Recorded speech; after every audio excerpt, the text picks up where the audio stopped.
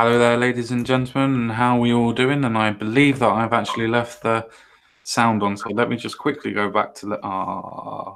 Yes, I did. There we go. I've cut it off. It's fine. I've done it before. I've made any boom mistakes. It's fine. Anyway, I have. It is the Common Sense Guys channel. Welcome back. We are going to be live today. As you can see, I am with crumplepoint, and we are going to be doing a good old Brexit stream because, you know, I haven't done one for a while. So I thought, what the fuck? Might as well do one, right? But we do have a crumplepoint here. So, crumplepoint, how are you today, mate? I'm all right, sir. How are you? Yes, I'm not too bad. Not too bad. College is getting really annoying. We're doing all right, to be honest. Annoying because of the course material, or because you're stuck in a room with high school dropouts who can't be arsed? They've been there. Put it this way: I'm in a room mostly full of probably menstruating women and just after post-menstruating. So probably not the best places to be, and most of them want to be fucking counselors. So yeah, that's going well. As well as the material itself is actually quite relatively easy. It's just treading on eggshells when you're in the classrooms. And by, I suppose I should elaborate on that. It's more of a case of when you go in and you start having conversations with people, naturally, for some reason, politics always seems to gravitate into a conversation or forces itself into there. And you just sit there and you're just like, but you're wrong. But I can't say you're wrong because then it lets people know what side I'm on. Yes, you're completely not right. I'm just going to leave it there. You have to pick your battles, ladies and gents. Pick your battles. Yeah, because there's situations like that where your grades will be affected. That's how ridiculous the situation is. Because I can't think of any real life situations where the majority of the time I've remained quiet, but in an institution, you just have to. I would question everything the other person said, but I wouldn't put forward my own views generally. Completely agree with that. Although I'm becoming a bit of like a curmudgeonly old Clint Eastwood and just not giving a shit now. Just like, to be fair, I can completely understand. My dad's gone completely utterly that way. I mean, me and my dad get on politically. We have different ideas of what we think is good politics and so on and so forth. But my dad coming on about a year ago even. He used to foot around it, if you know what I mean. He'd go around the house, where now he's just like, fuck it, I don't give a fuck, I don't want anybody here. And he's just like, oh, all right, Dad, well done. So enjoying that one a lot. So I think that we might want to go on and actually do some stories today, I suppose. I suppose we owe it to everybody. That's the question, though. Do we have to? Without any stories, I suppose. We're doing our civic duty to rebuff everything that BBC News is coming up with. I suppose so. Right. In that case, then let's go on to our first story of. Is that me that's echoing, or is that from your end? You're roboting ever so slightly. Oh no! Is that better? I think so. Is that better as well? Yeah. Okay. Right. Okay. Well, let's try and get through it without anybody worrying about what's going on. So, the first story that we're going to be talking about is a little bit of a, well, I suppose you could say it's a fun story, but at the same time, I suppose you could say it's not for the person who did it. So, man throws a party for family and friends to announce that his girlfriend has been having an affair with his best friend of 20 years behind his back. Now, don't get me wrong, these type of stuff, they happen quite a lot, unfortunately. A lot of people go into affairs and things like that. But I have to say, I like the je ne sais quoi of this glorious gentleman by literally throwing a party to embarrass his friend of 20 years and his wife of God knows how long, just to point out these fuckers are cheating on each other, with each other, and yeah, I thought that all of you should know and know that they're all cunts. I thought that was a very British way of dealing with it. I was really actually, I didn't expect it to be, but I was very impressed by this story. Not because of the level of trolling, but because a lot of people would either be in denial or stab them both. And this guy has found a way of getting his revenge, getting some closure, letting everybody know, and not being as bad as them or being violent or committing a crime or lying to himself or anything. It's a really good solution, I think. So well done to him. Yeah, I'd just also like to point out that this is why you should always do your research and not just read the fucking headline. This has nothing to do with anything to do with Britishness. This is somebody from Venezuela. I did say, I thought that was just like one of these random headline generator things at the bottom there. Yeah, good for him having enough money to actually not be starving to death just now then as well. Exactly, yeah, that's exactly where I was going to go with that. Considering that the rest of his countrymen are dying, literally dying themselves for milk and food ever. Yeah, he's throwing a party to go, yeah, I'm eating on me with my long-time buddy. That throws things into a little bit of a different perspective, to be fair. This is interesting, actually, because I just, as I'm sure the whole audience could tell, just skimmed this. And so now I'm like, wait, why the fuck are they reporting on this? Yeah. You know? Yeah. I think there are more pressing matters. I don't know. I don't know on that one because it depends on what type of narrative that you're trying to push. It depends if you're trying to push that things are still going on normally in Venezuela. And by any stretch of the imagination, even if this was a normal country at this moment in time, or by normal country, I mean economically, where it's not strangulating itself, it would be a case of you would probably look at this and go, yeah, okay, well, you can see why it's doing it. But I think the story is the fact of them trying to say, well, it's not too bad in Venezuela because you can throw a party and tell everybody that you're best friend. I think that's a bit weird. Yeah. Although, you know, going back to the actual solution that the guys come up with, again, it's a pretty cool solution. I was pleased to see it. It's pretty funny. And yeah, these things can go horribly, horribly wrong. So to be fair, he's only been dating a woman for 2 years. It's not like he was like completely and utterly married with her. It was his girlfriend. Yeah, but I mean, it's still pros before hoes. It's still a big deal. Before hoes. Yeah, in 20 years. Exactly. Down the drain. Down the fucking drain. To be fair, if that's her that's standing next to him, she doesn't look that bad. She doesn't look that bad. Yeah, I don't know if I would have thrown a party. I think it's a bit extravagant for something like that. But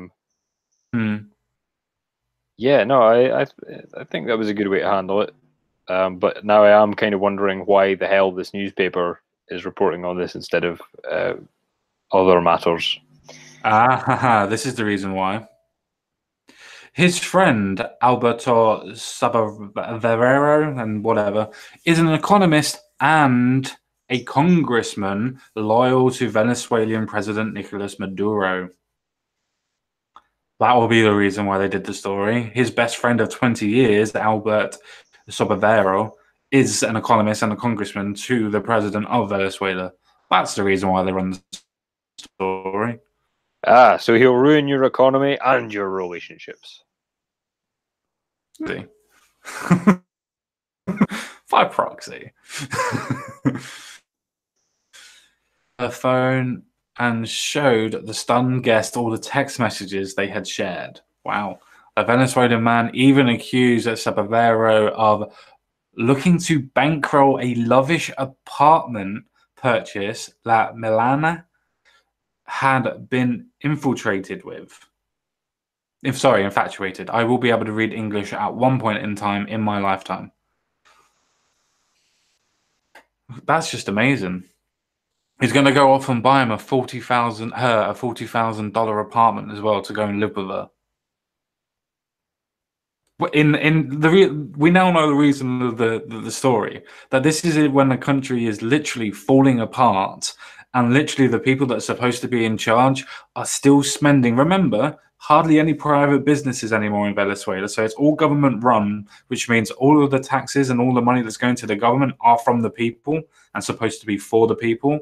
And he's going to spend $40 worth. Now, that's not Venezuela dollars. That is actual US dollars to buy an apartment in Venezuela's bloody economy at this moment in time. How much money would that be for Venezuelan money to get to 40,000 now? Is it something like 1,000% in hyperinflation at the moment? Yeah, it kind of shows you. So they've given us this little joke story, but it's actually given us a very good insight into where these tax monies and oil monies and borrowed monies are going. Lavish lifestyles and trying to beat off your best friend's wife, well, girlfriend. Yeah, so. But then again, this that won't be unique to selfishness. Venezuela. I saw that Cortez, that complete nonce in America, she's just put her boyfriend on a £30,000 a year administrative salary. Cool. Somebody very astutely noticed she is acclimatized to the swamp very quickly. Oh yeah, that very much so. And is the boyfriend white by any chance, or do we not know that yet? I don't know. Well, if he is white, if he is, I'm not saying he is. I don't know, and it's just hyperbole at this moment in time. But if he is white, then wouldn't she have to fire herself and not hiring an ethnic minority to fill in the actual position for her? Wouldn't that be what she ran on, to make sure that more people of color are able to get jobs, and she just completely bypassed that? Hyperbole speaking, of course. I just find all of these people that are supposed to be socialists and care for everybody are the ones that are literally the ones that are going out and spending other people's money on other things. We'll say somebody that is, I don't know, ran out and did this. Yeah, okay, shit story. And yeah, okay, as well. But it would have been his money, his salary, his private money. This isn't the congressman's private money. This is the country's money that he's spending all of this on. And this is supposed to be from a socialist utopian government. And yet they still are doing the most selfish and heinous things. Now, generally, this isn't heinous in itself, as in going to lavishly buy 40 grand's worth of property. But this is one instance in one certain situation. How much money has he spent on her in general? How much money has he spent on other points of interest? If he can do this for her, what else has he done? And does that help the country at all when it's in financial crisis that their government and him helped put that country into? That's the reason why this story is so heinous to me. Because if it's one congressman that's doing it, how many others are doing the same thing? Yeah, and I mean, this is a case of an extramarital. Not even married, but like this is the case of a love affair. We're not reading about what has likely happened in numerous other cases where the money has probably gone towards people being killed or intimidated or bribed, or it's it seems to be a universal that politicians are corrupt and that politics attract the worst people to it. But it shows you that when you make the politicians that powerful, the effect is compounded. And it, it might just be a case of, it's just an affair, but it's like, well, do you want somebody that dishonorable in charge of life or death decision making in a very large and formerly powerful country? And people have had the same concerns about Trump, and that's one of the things I did understand about it, although I thought that he'd more than proved himself by the time they started going on about all his affairs and shit like that. But I understood the concern. Yeah. And you know, there is a line between somebody's personal and professional life, and if their profession is a politician and they're good at it, then that's fine. But well, given the state of Venezuela, I think it's safe to say that this man is not good at his profession, and perhaps this little tidbit gives us an insight into why. Sure. No, I completely and utterly agree with you. I don't really have too much to say on that, apart from socialism actually fails, and it fails 99.9% of the time. I've revised my theory on that. I don't think it does fail. I think it just lies about what the objective is. I think socialism succeeds every time, and I think that is the goal of socialism. The people at the bottom don't realize it, but the people who make socialism happen, I genuinely think, like, having read Marx, and not just Marx's political works, but his god-awful poetry and diaries, the man basically seems to have had some kind of Armageddon fetish, and he was a misanthrope in the realist sense of the word. He hated success, and he hated the people around him, and he created a doctrine that allowed those people to be punished under it. And I think that the end goal of socialism is always, or has been reached many times, and it's never gone wrong. That's the point, is it goes wrong when the country is doing reasonably well. That's socialism going wrong, in my opinion. And I'm being a bit flippant about that, but I have to look at it and go, you know what is the real objective of it? Because the objective does seem to be to make things as bad as possible. So I've always been under the impression that people that take the ideas of Marx and socialism and communism have always been under the impression that they're doing something good for the whole of humanity. The thing is with me on that one is that for people that, I think Jordan Peterson explains it really well, to the point of when he goes, okay, well, socialism or Marxism or communism hasn't ever been put into effect real or properly. That gives you a self-satisfaction of self-grandizement, of saying that you're going to be better than the dictators that have done this and have already tried it. Your version of socialism or Marxism or communism is going to be the one that changes everything. I do feel that where religious people would go, well, that's a form of a messiah complex, I think that we could translate into the political sense, because every hardcore socialist I've ever spoken about or spoken to has always been to the case of, I can do it better, my ideas are better. And it's always been the case of, you've never been able to pin down the ideology of the groups, because everybody goes, well, that's not what socialism means to me. And I think that's the junction where everybody is taking the ideas and then going, well, I can make it better, I can do this better. And I really do think that it turns into a religious doctrine that they try to preach rather than understanding it. Yeah, and you mentioned Peterson, and another excellent point he brings up is, what do Russia, Cambodia, China, and Venezuela have in common? Fucking nothing. Not a damn thing. So why does it end up exactly the same situation if it's not real socialism? America. Yeah. Well, that's always the boogeyman, isn't it? Hiding under the bed it's always America's fault. And it's like, this is another thing, right? I see with the pre-Chavez years, I've seen Oliver Stone and John Pilger talk about that, and I think they were right. I think there was definitely CIA shit going on to keep Venezuela in the hands of an oligarchy. I do believe that. I don't think that it's in any way responsible for the failings of Chavez, because the thing is, there's people trying to take down Western liberal democracies all the time, but they don't fall down because it's a good system. If it can be knocked, if socialism is so easily perverted, it's like a nuclear fuel rod. You know, if it's that dangerous, don't fucking play with it. Yes, it's very useful, but you can't use it without your skin peeling off, so let's leave it alone, because it's clearly not of any real use to us without being extremely dangerous. And yeah, as you pointed out, they always mean, the code is, oh, if I was Stalin, that's what they always mean. And you said about religious people, it's like, I've read the Gulag Archipelago at the end of last year, And I'd read a fair bit of Soviet-related horror stories before that. And when you look at collectivism, I'm just going to say socialism because fascism is socialism. And if you don't believe me, ask the fascists who invented fascism, like Mussolini and Grimaldi. I think it's his name. Is it Grimaldi or Gramsci? It's Gramsci. They said that it was a form of socialism, so I believe them.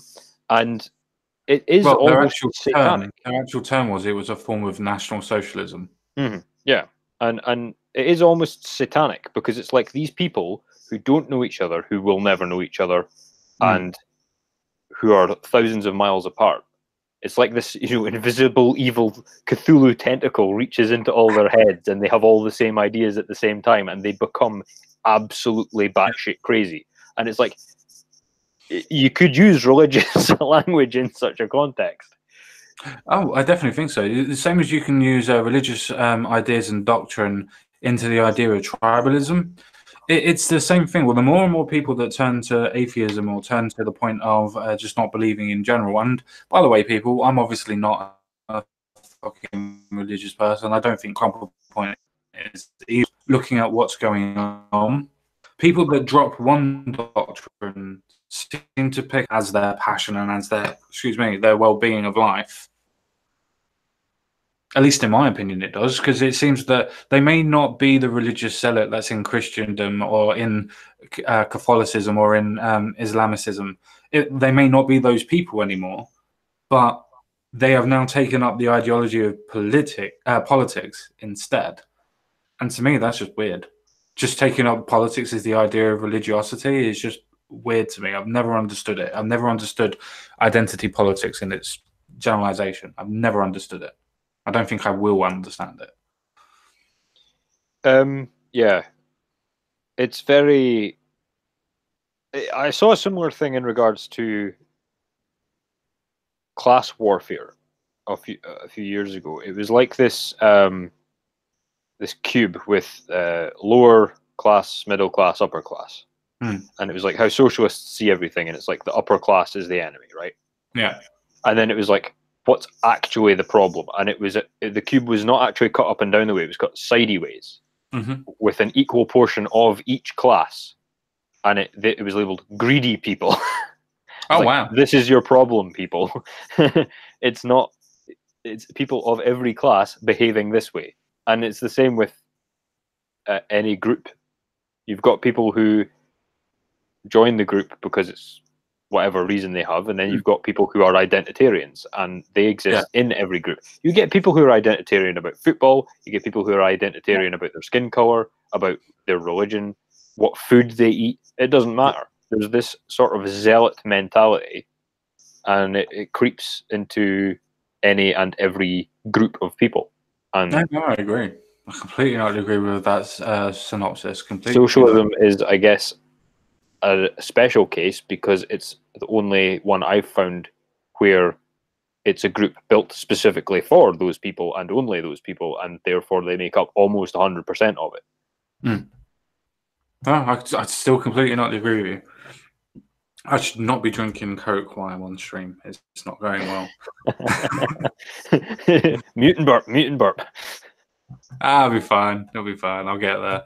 The reason why, ladies and gents, that we've been speaking about socialism in itself is because the next story is quite interesting. To be honest with you, it's quite interesting. Everybody remembers the basic income trial that was out over in Scandinavia, don't we? We all remember this.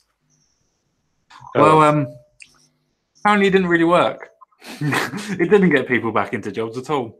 It didn't do anything. In fact, more people actually stayed on the dole and stayed in the actual basic income trial. Wait. Hang on. Let me get my head around this a minute. Are you saying that stealing money from the productive classes and giving it to people who don't want to work didn't encourage the jobless people to work? Apparently not. No, giving them more money a month and giving them more money overall, and apparently somehow managed to keep them at home more rather than trying to find them work. I have to say I'm completely baffled by this. I can't get my head around the fact that paying somebody a living wage to do nothing led them to do nothing. I know. That's absolutely amazing to me. Who Do we who want to could have watch? foreseen such an outcome? Nobody could ever have guessed. Should we listen to the beams or should we just read the story? I'd say just read it, but it's up Yeah. to you. No, it's no. So, giving jobless people in Finland a basic income for 2 years did not lead them to find work, researchers said. Surprising.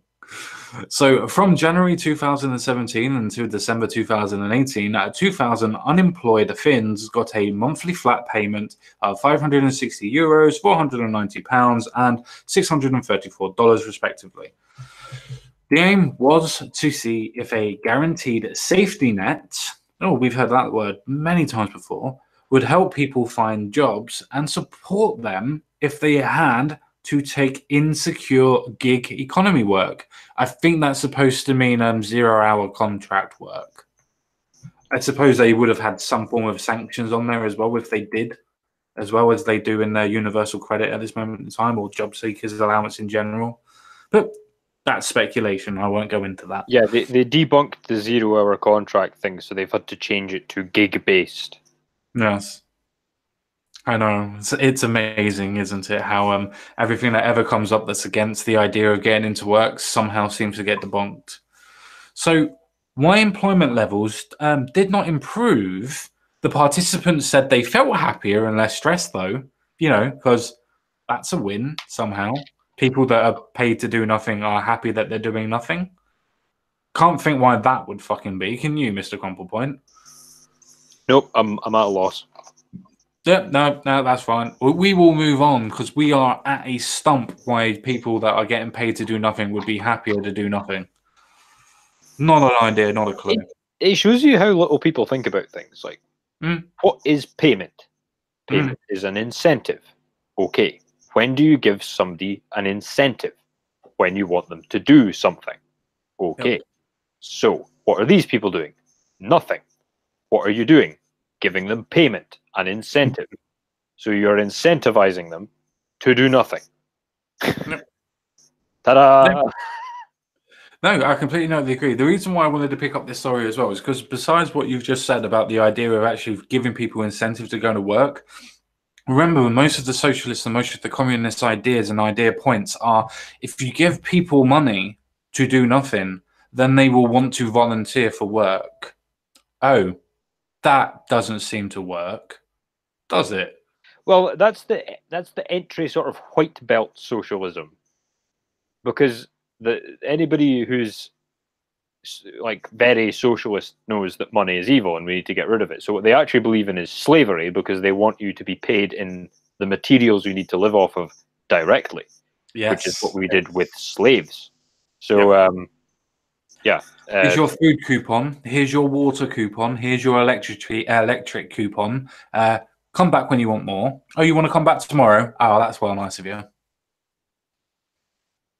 I don't understand where people would go with that. Oh, the government's going to give us everything that we need to look after ourselves. We're going to work in cooperatives.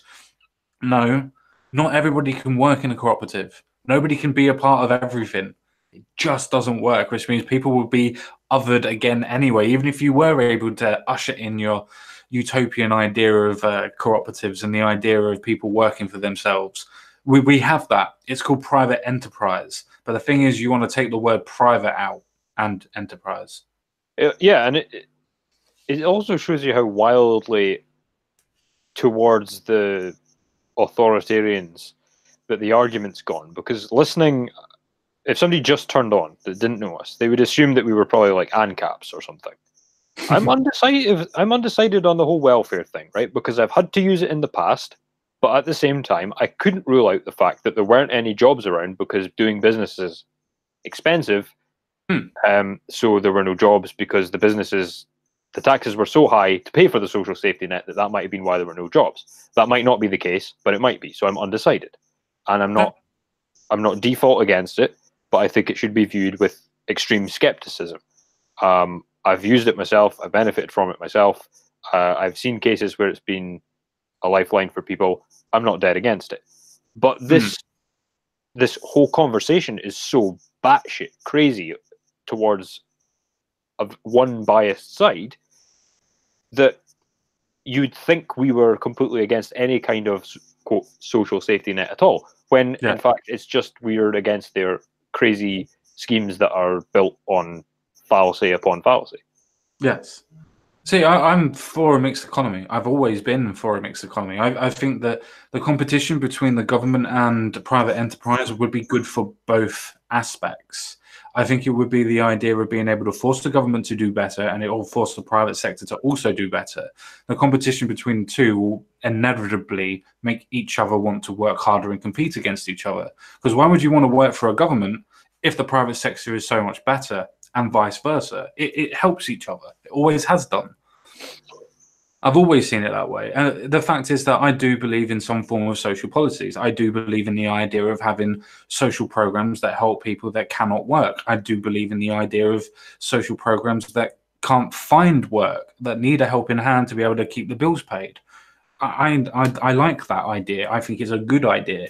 There's lots of people that probably don't believe in the same thing. But as you quite rightly said, when you go against these type of ideas, people naturally think that, oh, you're Ancapistan. You just want to completely and utterly take everything away and can't give everything to the free trade. The thing is, if I had to choose between capitalism and the idea of government control, I would choose out of those two capitalism every time. But that doesn't mean that that is what I want, in my opinion. I agree, because the thing is that the system of welfare is so cumbersome and ineffective anyway. And if you know anything about the history of it, there were forms of welfare in the past. There was the church, there was things called friendly societies, that there was community collections, and they were far from perfect. There were, and unfortunately, a lot of cases they ended up in things like workhouses and stuff like that. Mm. But the thing is that people forget that the public sector doesn't play by the same rules as the private sector, and also the private sector isn't one thing; it's millions of things. Yeah. So when you empower the public sector to this kind of point, where it has such a massive upper hand against the private sector, and it isn't doing its own job, then it's worse for everybody. And you, as you said, you're probably better hitting the reset button than you are going full socialism, because the thing is that it doesn't do what it says on the tin anyway. No, I don't think either does. Everything has its form of corruption. Yeah. Socialism has the governments that are going to be able to form corruption. Capitalism goes into the form of cronyism and obviously lobbying and things like that. Either end of the spectrum doesn't seem to keep away the forms of corruption, because it's a human action. It's a human inventative. It's humans that put that into the systems. The systems themselves probably would work without humans in them, either one.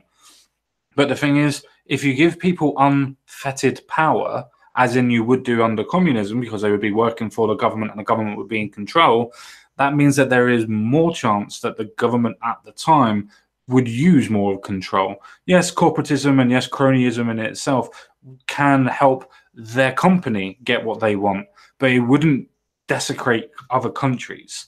So when we compare the level of corruption, government corruption is always worse than what corporatism or cronyism is ever going to be.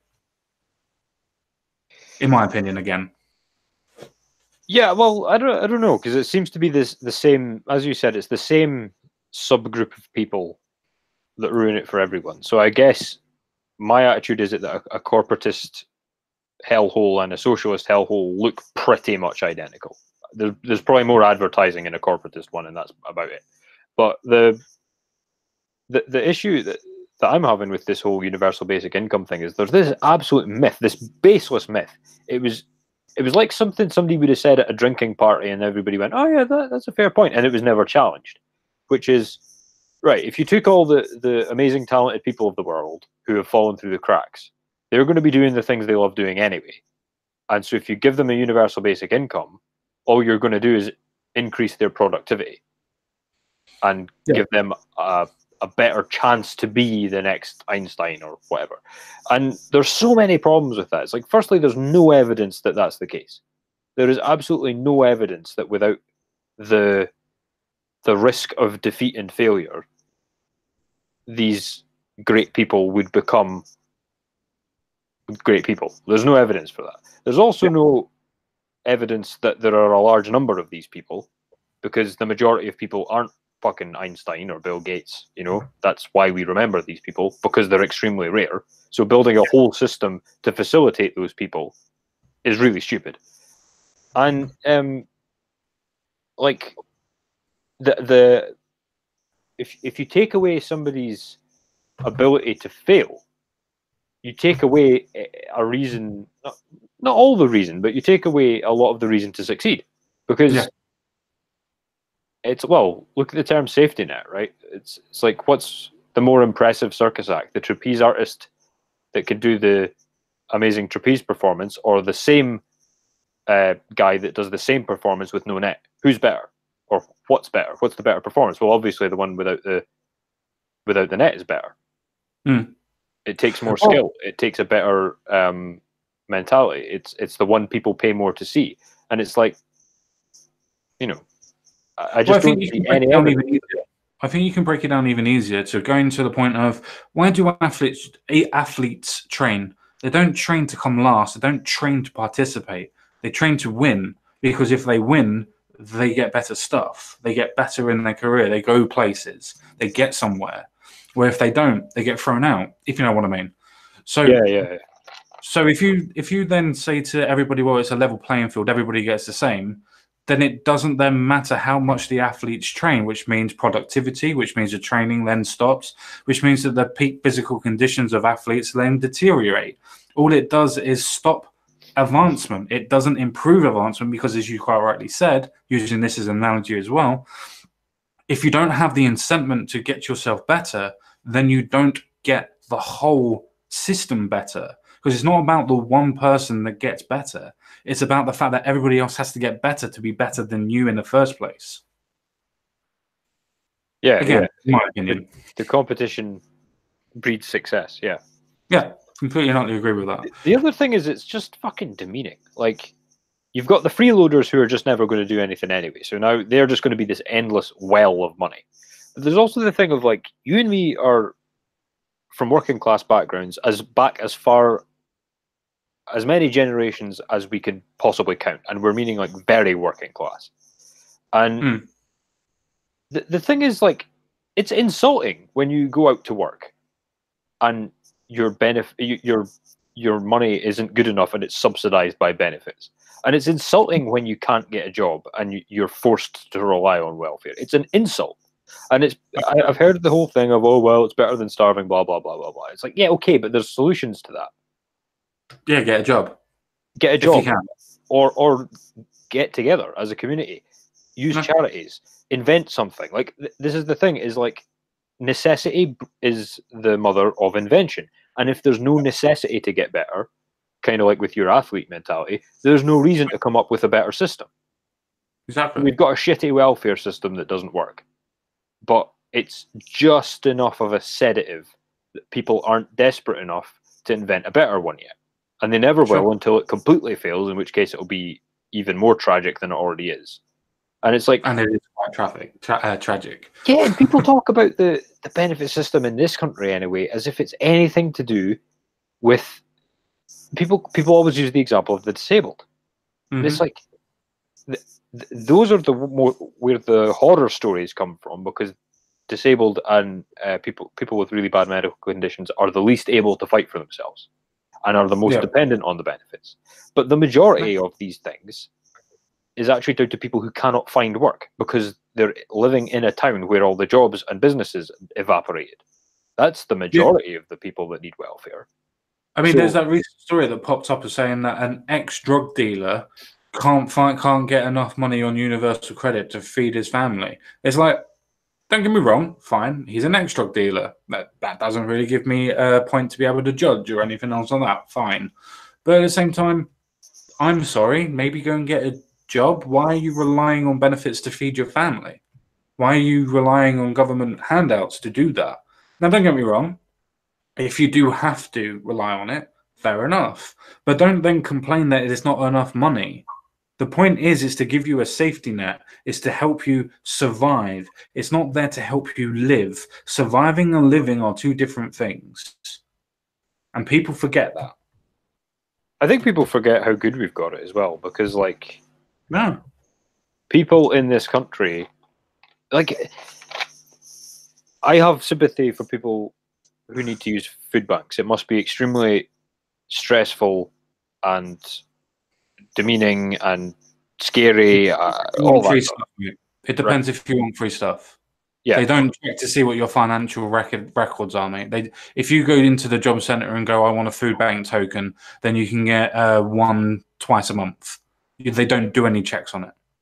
Yeah, I mean, but like people, I don't realistically see people putting themselves through that if they don't have to, and it must be horrible. But the thing is, it's like we have food banks. Like, holy shit! You're not telling people. You're not telling people that you go into the food bank to get it. And if you do tell people, you're not saying, "Oh, I'm so destitute that I needed a food bank." You're going to the food bank and going to your mates. I got all this shit for free.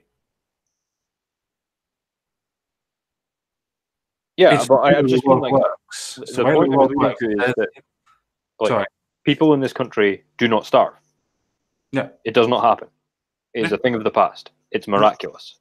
It's amazing that the biggest thing that we have is not people starving; it's people dying of obesity. Yes, I'd rather have the obesity dying than the people dying of starving. So the next biggest problem is then homelessness.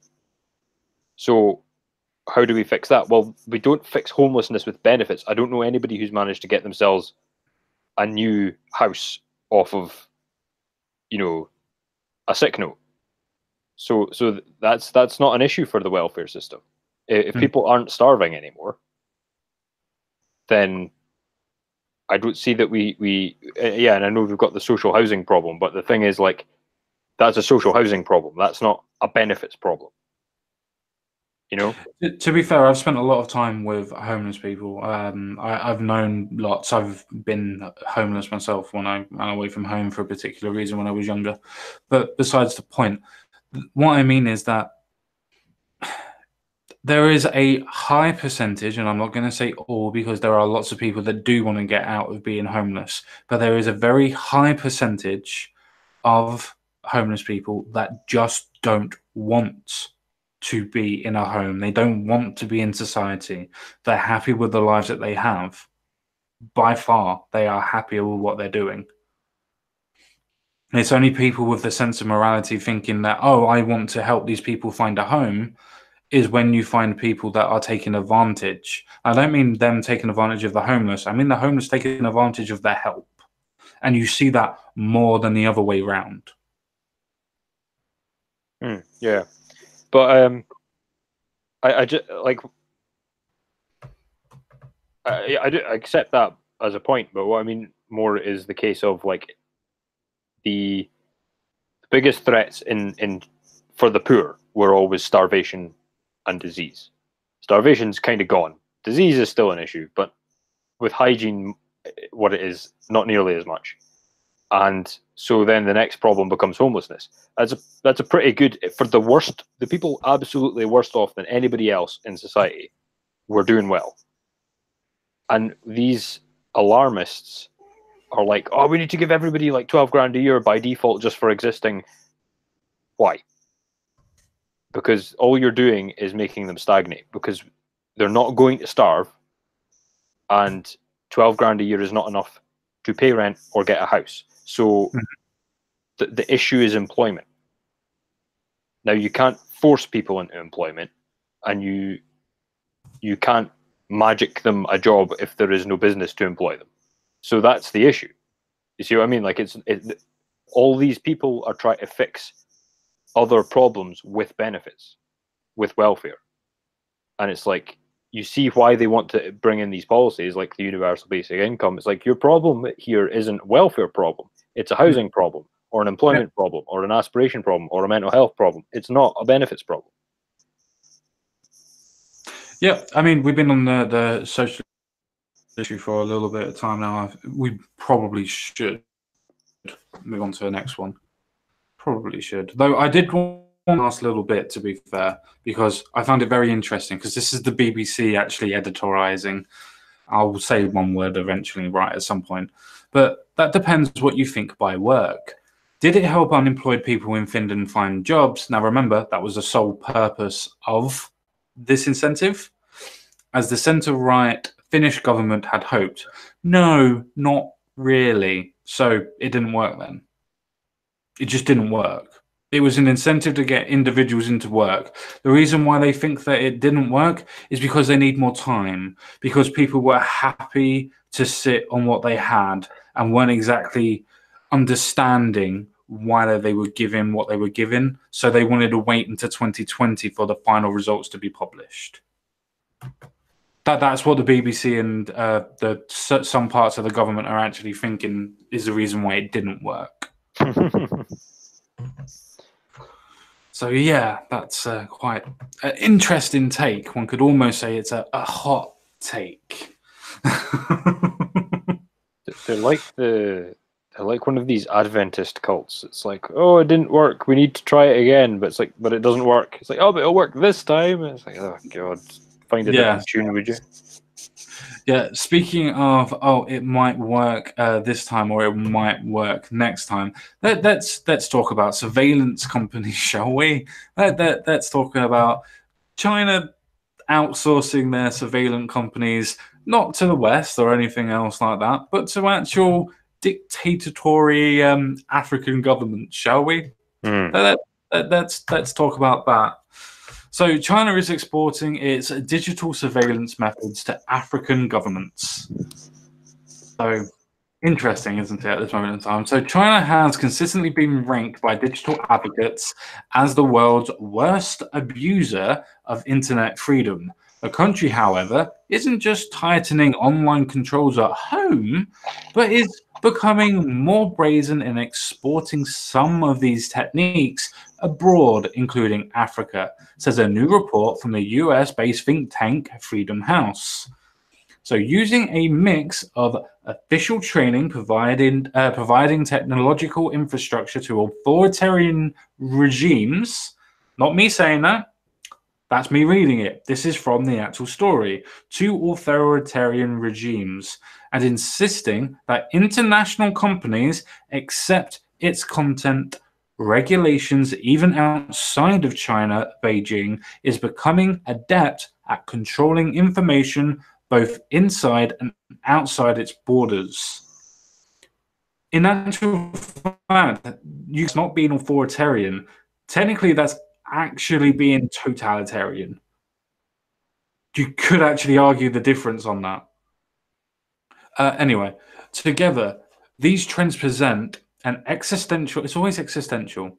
Why can't they just say it's a threat? Sorry. To the future of the open internet and prospects far greater democracy around the globe, the Washington, D.C. based nonprofit said. So what did you say about Article... Anyway, let's just move on. The study addressed developments related to internet freedom that took place between June 2017 and May 2018 in 65 countries across the world. And that's obviously from Freedom House. This isn't anything to do with the actual issues that we were talking about before, but it's just showing you that other things are around. So the issue of internet freedom and its link to China has gained urgency as the nation's tech behemoths expand globally to disrupt industries as varied as communications, e-commerce, facial recognition technology.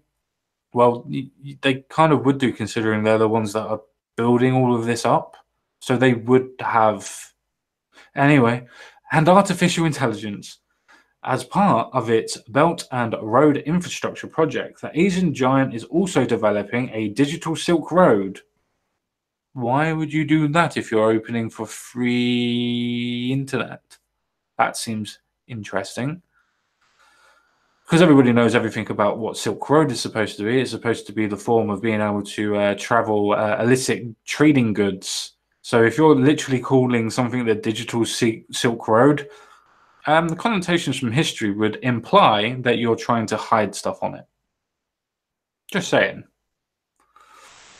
That will establish fiber optic networks across the developing world, not giving the close links between Chinese tech companies and the government. well, everything that China ever does is linked to the government because it's under government control. As in, they are controlling their economy out there. They are the points of where they have private businesses, but yet they are still controlled by the government and what that they can and cannot do and what. Anyway, legislation, amazing. Companies and the government experts have warned that these digital systems could be used for Beijing's intelligence operations and electronic surveillance. So I'm kind of getting here Russia. What do you think on this crumplepoint, rather than me reading through the next couple of bits?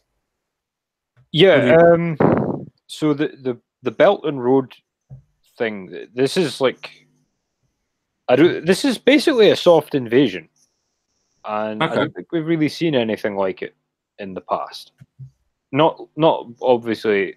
There's the obvious features of the fact it's to do with the internet. So we've not had the internet in the past, but I've never quite seen, like, even the Roman Empire didn't operate like this. And Yeah. what they're doing is a lot of these African countries have been crippled by the IMF, the International Monetary Fund. So the Chinese came up with this thing called the Belt and Road Initiative, which is they go and they build infrastructure and businesses in these third world dictatorships in return for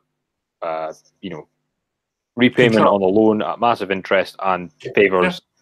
Yeah. But mainly it's to get exclusive contracts.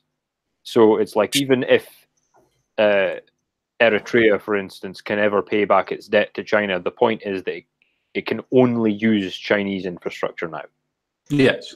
So this is really kind of a story about the company Huawei, because what's happening is, through this Belt and Road Initiative, one of the infrastructure isn't just buildings. Obviously, the infrastructure is communications, like telephone lines, things like that. Yeah. And they've made these massive underground and undersea fiber optics cable systems under the pretext of providing these countries with cheap internet. But realistically, it's actually to put them on the Chinese grid of the internet. So now the Chinese can control not only their own internet, but the internet of any African country that has internet. Or any country that it's interlocked with. Yes, and the real kicker is the point is to give the best treatment to communist countries. So you're seeing rising communist sentiment and mass killings in South Africa.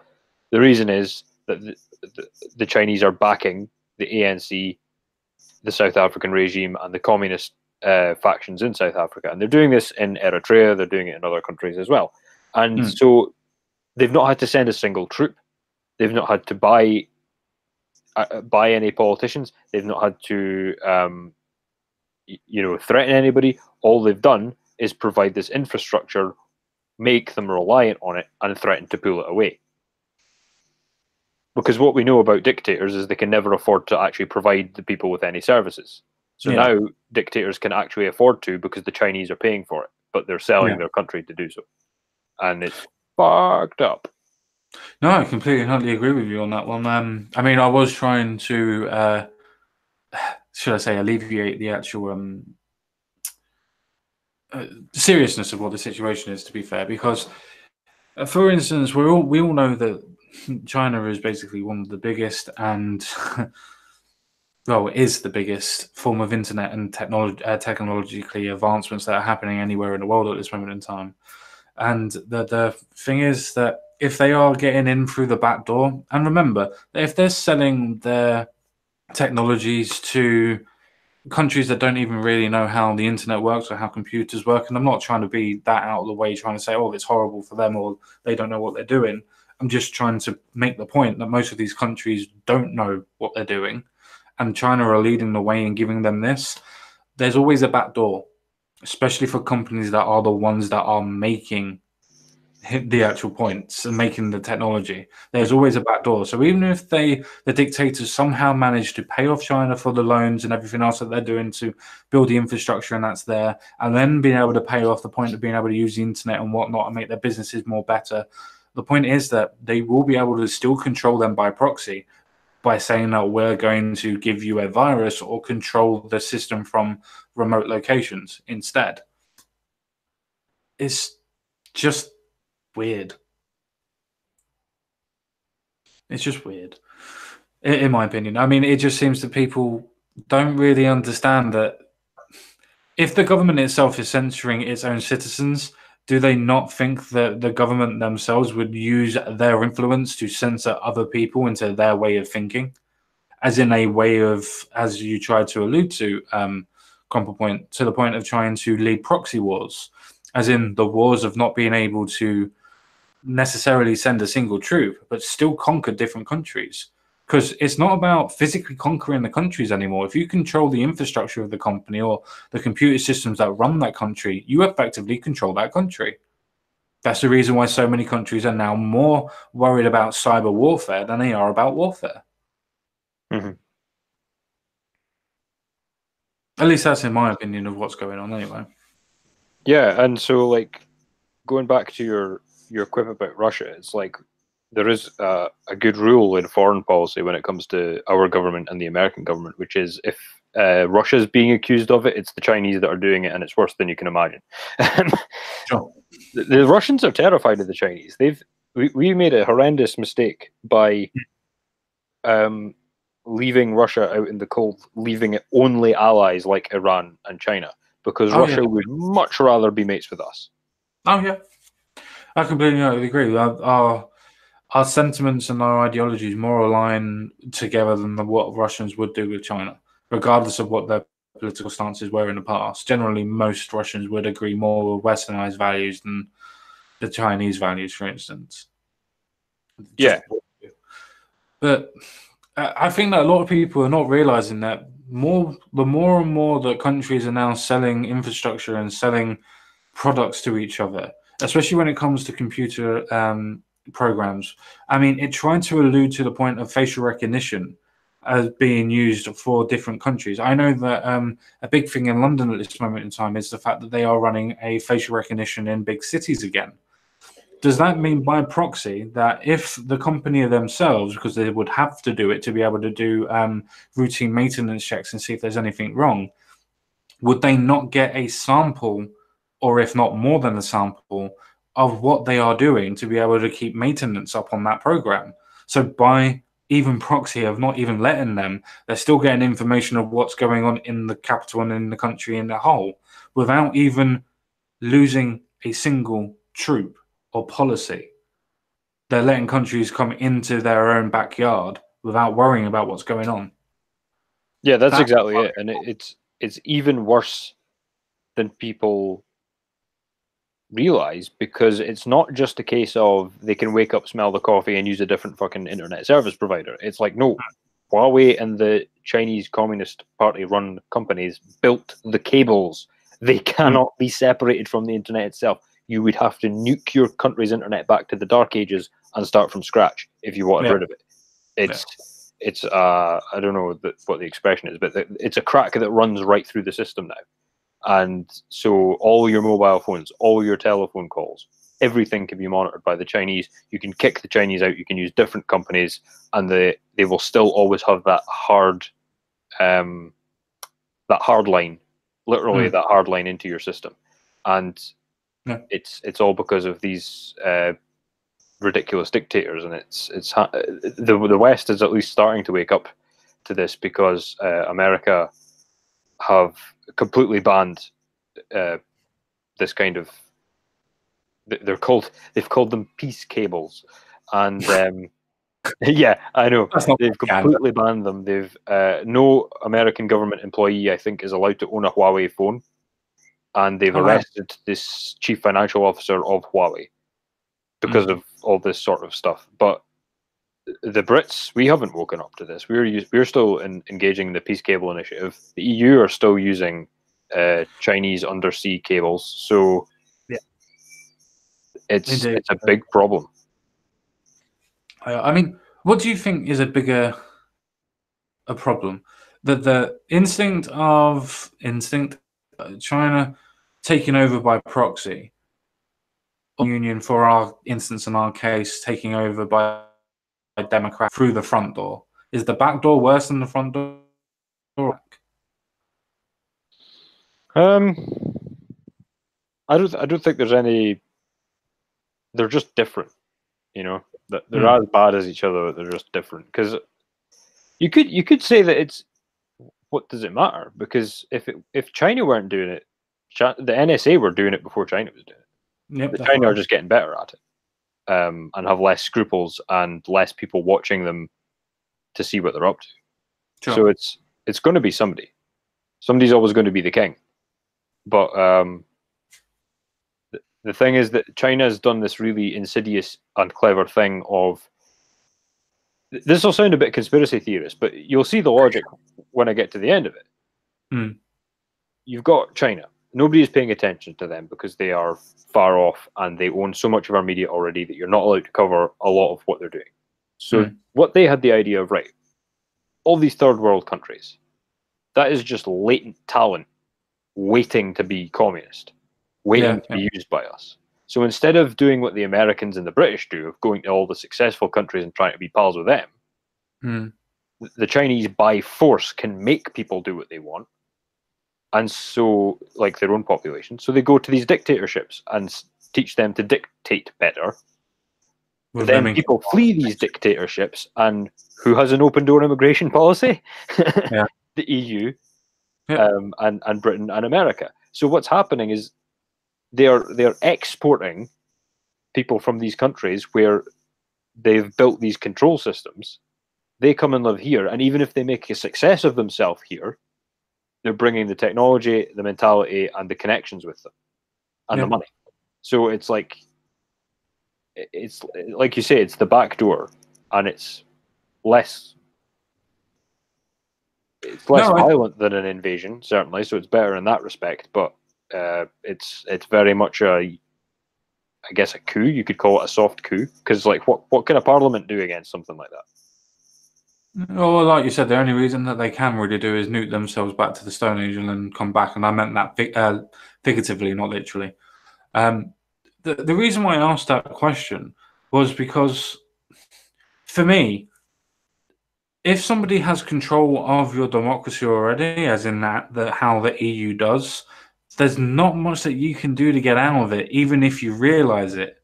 But if you see that the back door is being used, as in what China's doing for different countries, there are ways of getting completely and utterly rid of China's influence. Now, yeah, you could argue that the influence in itself would have to force you back to a previous time in your history to point out. But is that better than what it would be to try and politically leave a union in which somebody else actually has control of you politically? Because I think the front door, as in what I said by the European Union, is worse than what China are doing. Because there is an actual way out of what China is doing rather than what we're trying to do with Brexit. Yeah, this is kind of why I answered the way I did, though, because I would say the EU are still doing it by the back door, and I would say that even our own parliament have been doing it by the back door, because they don't, like, how many of Britain's own laws are actually democratically just? Not very many. And then of those, there really aren't that many that actually get applied, because the EU does the same thing but further away, and then the Chinese are affecting the UN and the EU. So it's like, you know what I mean? Somebody's always doing it, and we're always accountable to somebody, and they never seem to be accountable to the population. But this is the thing, is it's really interesting, because as the world kind of globalizes, and I don't mean that in the sense of, like, you know, the buzzword globalization, I just mean the game is being played worldwide now. Oh yeah, definitely. It's not one country versus another country. It's conglomerates of countries versus other conglomerates of countries. Exactly, and it's even more like kind of what we were saying about identitarians. It's actually a sort of cross section of humanity spread all around the world, almost, because it's like you've got people in the intelligence community in America who agree with what the Chinese are doing. Sure. The CIA and stuff like that. You've got people in MI6 who agree with it and are working for the Chinese. You've got MPs in places like New Zealand and Australia that are openly working for the Chinese Communist Party. It's happening all over the world, and it's like, a butterfly flaps its wings in Shanghai and we get the hurricane in London. It's like everything's connected now, and we can actually, because of the internet, see all the patterns. And I agree with you. I really do. It's just, I don't know. I'm probably more of a person that's kind of like, well, I'd rather deal with somebody that's trying to do things with subterfuge rather than people that already have direct control. I suppose that's my main point. That I understand where you're going, that somebody somewhere always has a form of control, but with the EU, they have direct political control. And I think that's far worse than somebody trying to, should we say, lead from the shadows. Yeah, because you want to be able to point at your enemy, kind of thing. Yes. Yeah, I get what you mean. I think the solution is simpler than we've made it, which is the best. One of the things that I learned from my old fucking hardcore socialist days was there really is nothing that can beat direct action by people privately. Yes. Which I know that sounds hilarious from socialists, but like I would go to talks by people like George Galloway, for instance, and he would have these really good ideas about, like, if you want some shit done, get yourselves organized, go and have a march, go and speak to people and get the thing done. Like, a lot of what these people say to do isn't actually government related. And so the best thing we can do, if you want to stop China taking over the world, where's China's home base? Well, fucking China. So what do? We help the Chinese people in China who hate the communists as much as we possibly can to overthrow the dictatorship that lives there. And then the dictatorship can't affect Europe and Africa and America anymore because it's lost its power in China. So, like, yeah, that's the people that are actually in charge that are organizing and plotting the plan. So if you take off the head of the snake can no longer work. Yeah, exactly. Or maybe it's less like the head of the snake and like the foot of the elephant or something. I don't know, but like the reason why I said that was because obviously we're using the analogy that China are the ones that are in control, which means that if China are the ones that are in control, regardless of where we go from there, then if you were to go through and get the Chinese people to overthrow the government, then by proxy you're cutting off the head of the snake because you're changing the government. Yes. And it's like we saw it with the Berlin Wall coming down. It's like we didn't need to invade. We didn't need to, hold hands and sing songs. We didn't need to. Oh, but I love Kumbaya. We didn't need to, poison anybody or invent anything. All we needed to do was show people the good life and let them hear about it and let them say, hey, you know what? There's some really cool shit to be had in the West, and you can have it too if you want it badly enough. And the Chinese people know that. That's why they have like fake McDonald's and stuff like that. Like, they want the stuff we have over here. And now they've realized that can only happen if you have the freedoms that we, less so now, but the freedoms that we enjoy over here. And so we just need to keep, that favorite word of the left again, that solidarity with people. So, keep spreading the word. And this is why China's internet firewall is so despicable, because that is a real threat to that happening. But even students that come over here, right? They can't email home about how great it is over here, but they go home one day, So like, I don't know, like I don't like to predict which way it'll go with the communists, but if it's going to go our way, the best way to do it is to just think of the little guy and kind of try and help them be as independent as possible, because then they have no need of the communists. True that. Well, I suppose talking about communists in general at this moment in time, I mean, would you be stupid enough to compare the EU to the USSR? No, not Russia, how they are now, but the United States of Soviet Russia. Would you be that stupid? Because somebody right here seems to be that stupid to compare the EU vanishing like the USSR. And by the way, I absolutely love that little picture of him because he looks as evil as a fucking asshole.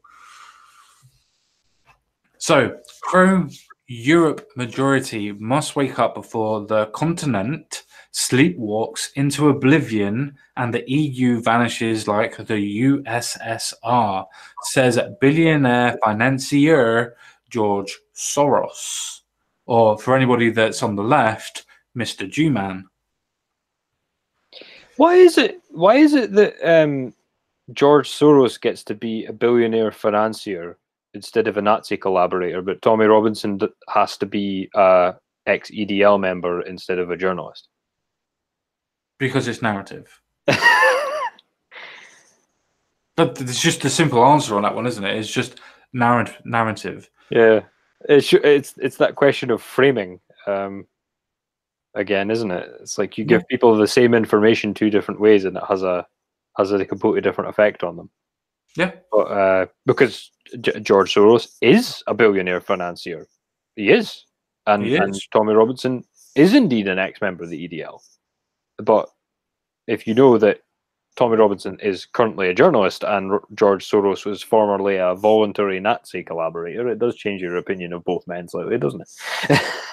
Well, it does, but it also points into the fact of George Soros, that has nothing to do with the UK whatsoever, is financing different forms and different parties, and especially the Remain campaign. I think he funded the Remain campaign up to 300 and something thousand pounds. I believe. I wouldn't be able to find the source for you at this moment in time, but as Jenk would say, Google it. Yeah. Oh, I have a question for you though. I have a question because you usually ask the questions because I leave you to be in charge, and I keep forgetting. I can also ask you questions. Do you think? I'm saying this slightly flippantly, but I am serious. Do you think he's genuinely that stupid that he thinks that the majority are pro-European Union, or do you think it's a narrative device? Oh, I would have to say I honestly believe that he believes in what he's doing. I honestly believe that he thinks people are thinking the same way that he does, simply because people like him are normally narcissists. And normally narcissists cannot picture somebody else having a different view because they're right, no matter what anybody else says. So I honestly think George Soros, and we'll get into other people like EU as well very, very shortly. But people like George do believe in the rhetoric in which they did. I can guarantee that, not because of the agenda, but because they believe in the control. They believe in the EU state, and I call it a state because it is, because it's a case that if they are in good with the EU, then they are good. Whereas everybody's separate, he has to make separate deals with everybody, doesn't he? So you do think that in his mind, the majority of Europeans are pro-EU? In his mind, yes. Yeah. In his mind, I honestly believe that he feels that people are being swept up by anti-European rhetoric because he thinks that people have been swayed by people like Nigel Farage, not people that actually live in the European Union, that are seeing that multiculturalism doesn't work on mass immigration scale at all, and the fact that it's completely destroying the culture and the countries in which it's going in. He does not see any of that, and because he does not see it, because it doesn't affect him, he does not think that it's affecting anybody as much as what people are telling him that it does. He's just one of those people that just cannot understand the plight of the little man. Yeah. Because I ask because I'm genuinely unsure, because I've seen so many people use the whole silent majority thing as a narrative device, but I do think that he may well believe that the majority of Europeans are pro-EU, and I honestly don't know whether they are or not. I don't think they are, but I couldn't put any money down either way. Well, I think it's funny. I think a lot of Europeans are pro-Europe. They are pro-EU. I think what a lot of Europeans are waking up to and realizing is that they are so good with the idea of trade. They're so idea with the freedom of movement. They're so good with the idea of trading and not having any wars and all the other good stuff that the EU may or may not have done in its past. But the thing is that they're realizing is that the EU bureaucrats are in control of their country. So even when their country tells the EU they don't want to do something, the EU slaps them down and says, if you don't do what we said, we're going to cut your funding. And I think a lot of people don't like that. Yeah. It's interesting as well, like, there's an old sort of psychological truism And we're all guilty of it. That when we see a behavior we dislike, we notice it in others before we notice it in ourselves. And Yeah. he talks about that people sleepwalking out of the EU, where it's actually abundantly clear that people sleepwalked into it. Well, you could say that they were hoodwinked into it because most people signed up for a trading commerce. And it was only the magistrate deal that turned it into a political symbolism, and most people didn't even get a chance to vote on that, especially in the UK. Yeah.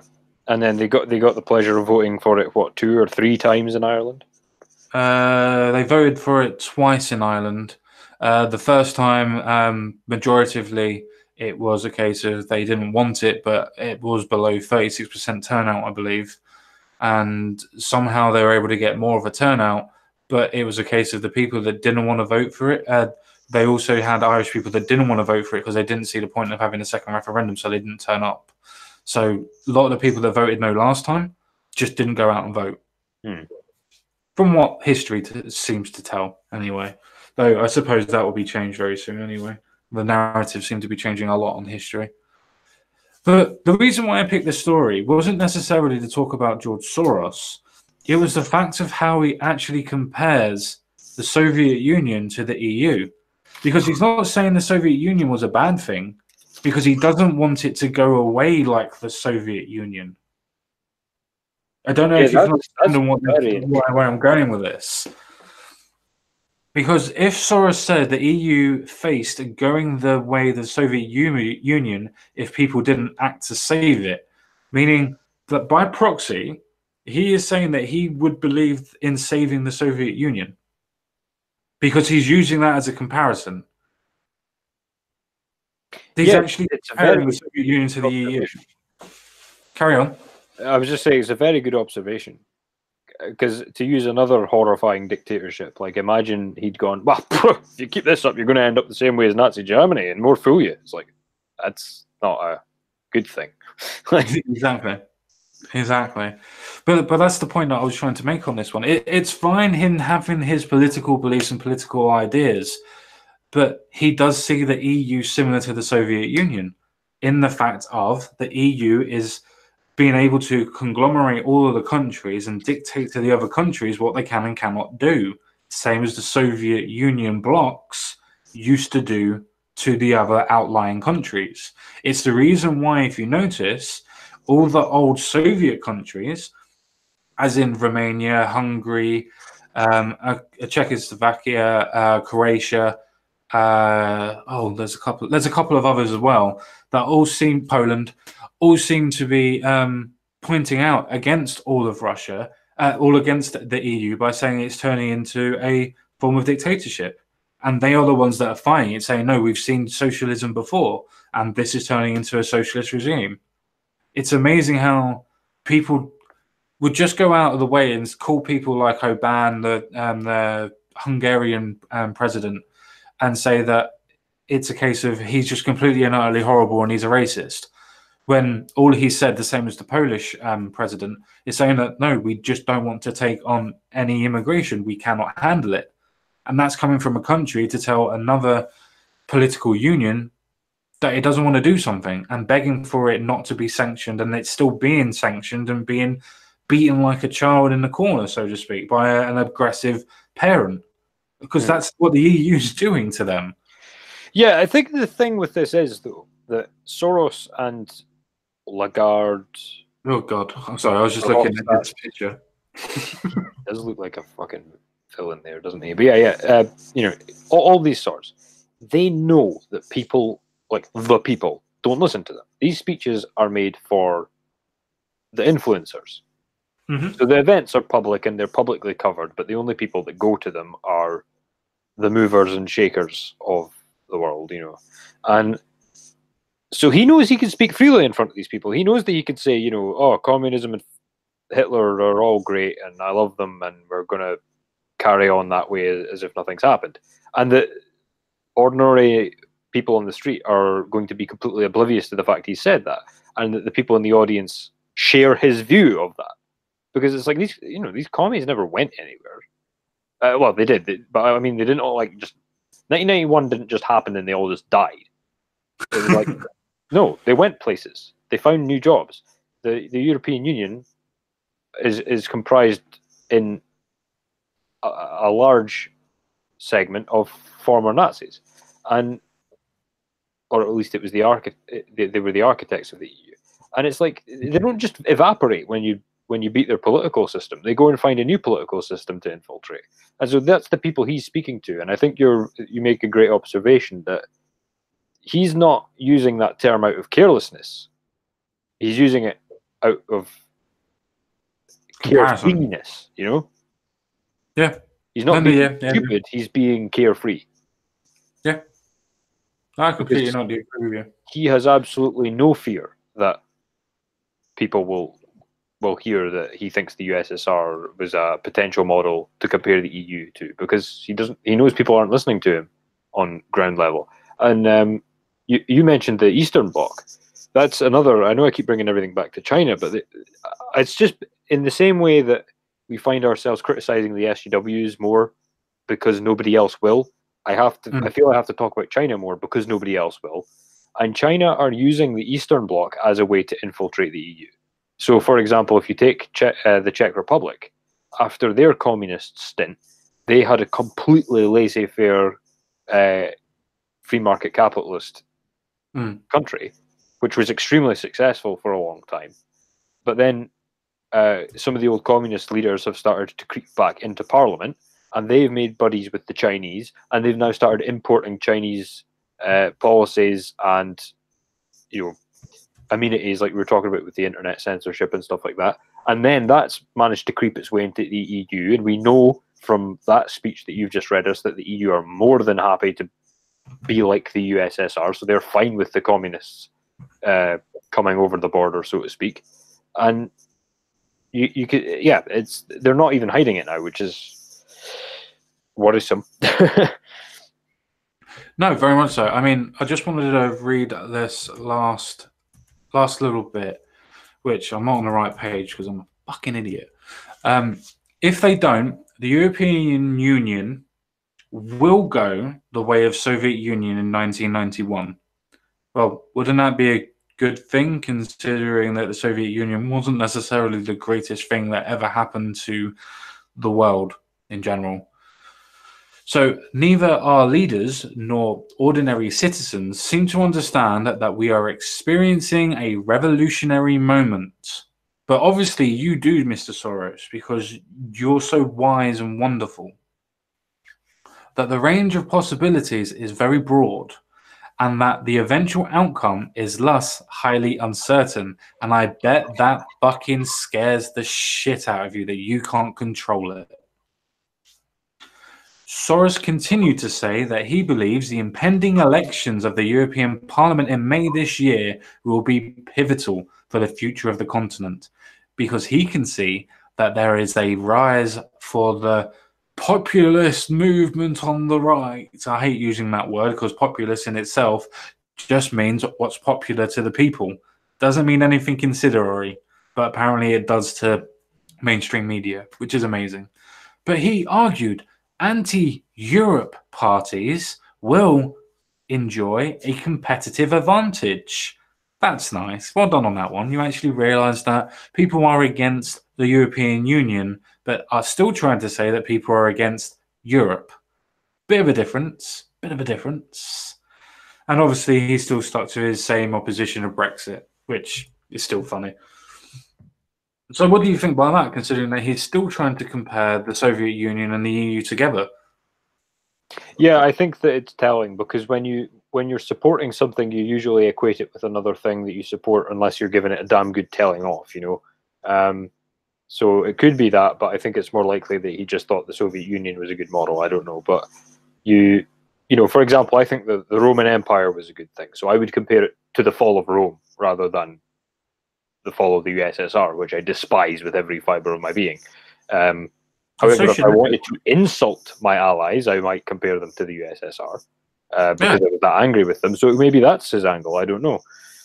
But my thing with it, to take the judgment out of the thing for a moment, I would actually love to have Wonder Woman's lasso of truth around his wrist or something, and actually find out whether he does care or whether this is just another chess game for him. Because it's like, if the European Union fell apart tomorrow, he'd still have loads of interests around the world that he's got his little grubby paws all over. He's a bit like a Henry Kissinger in that regard. You know, it's like, okay, he had a vested interest in making the Cambodia conflict work out and Vietnam, but there was so much else going on that they were just one of many things he was involved in running.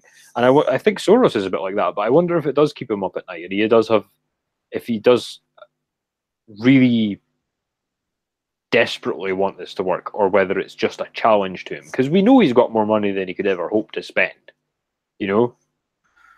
I think that's the reason why I honestly think that he believes what he says, because why else would he pay interest? He doesn't need to be funded by the EU. He doesn't need to be retrospectively influenced by what the EU may or may not give him. He's got everything he needs. He's the one that's influencing the EU or leading it, you could say.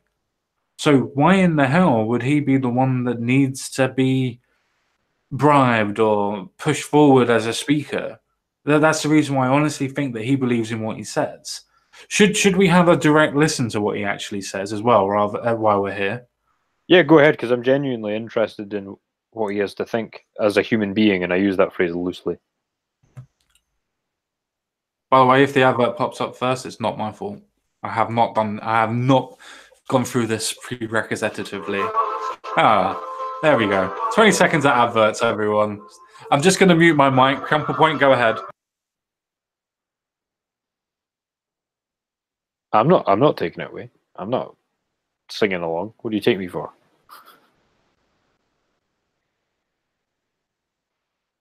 Unfortunately, Brexit has not only created an opening to reinvent the EU, it has also aggravated two looming dangers.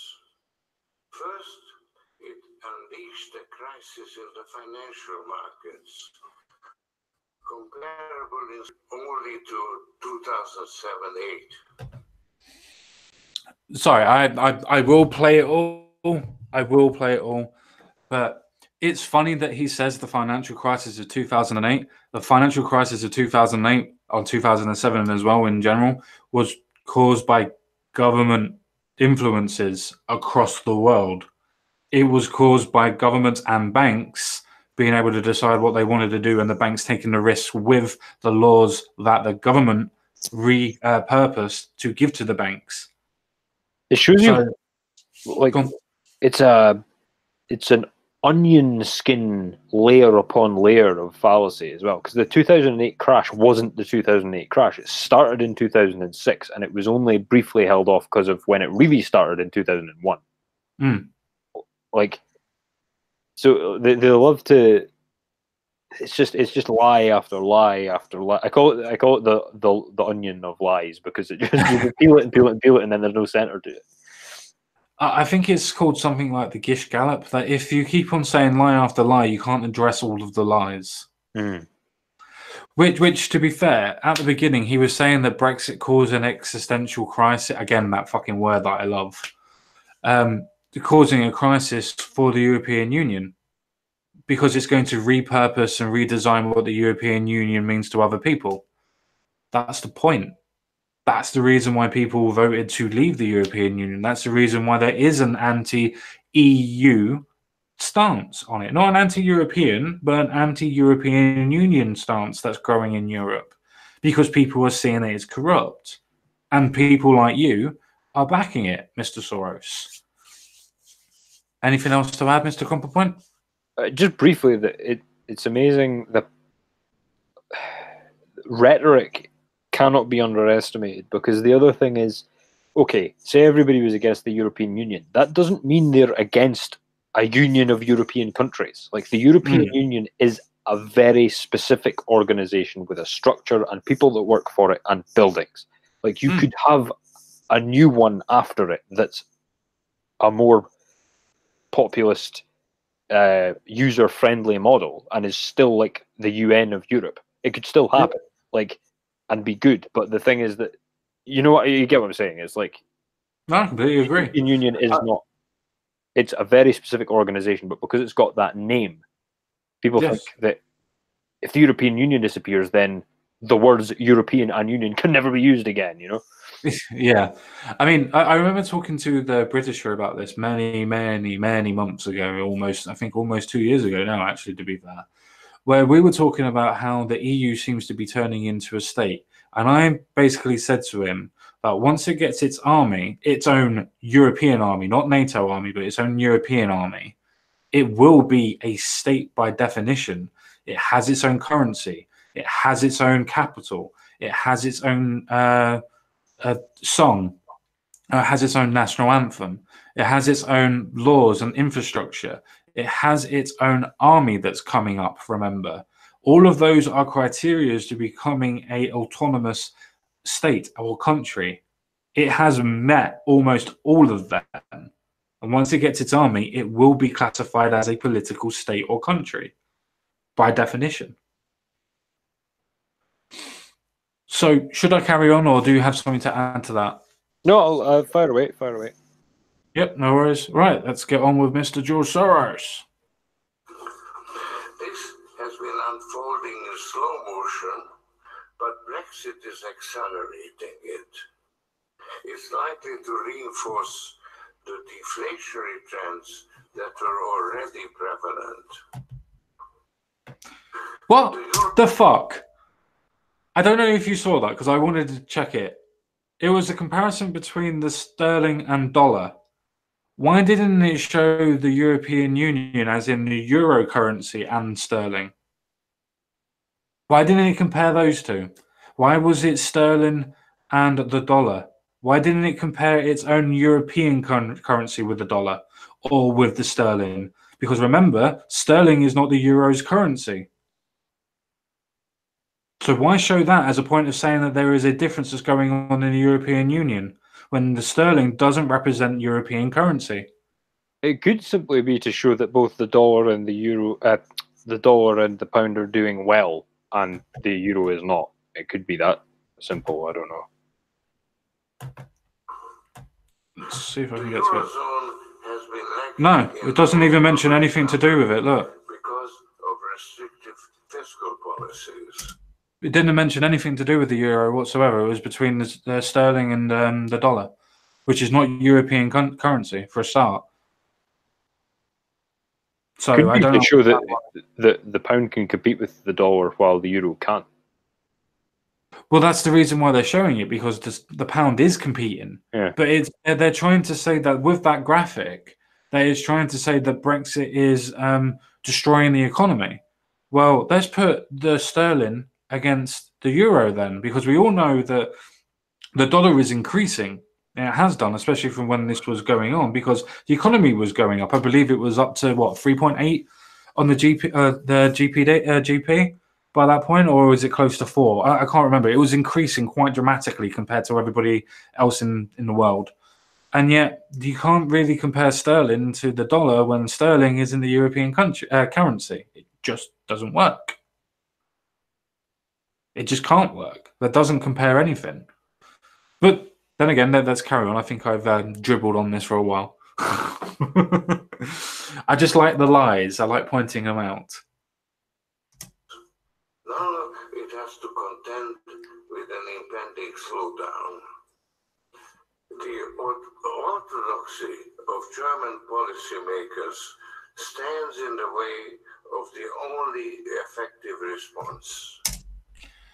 Why is it only German policymakers?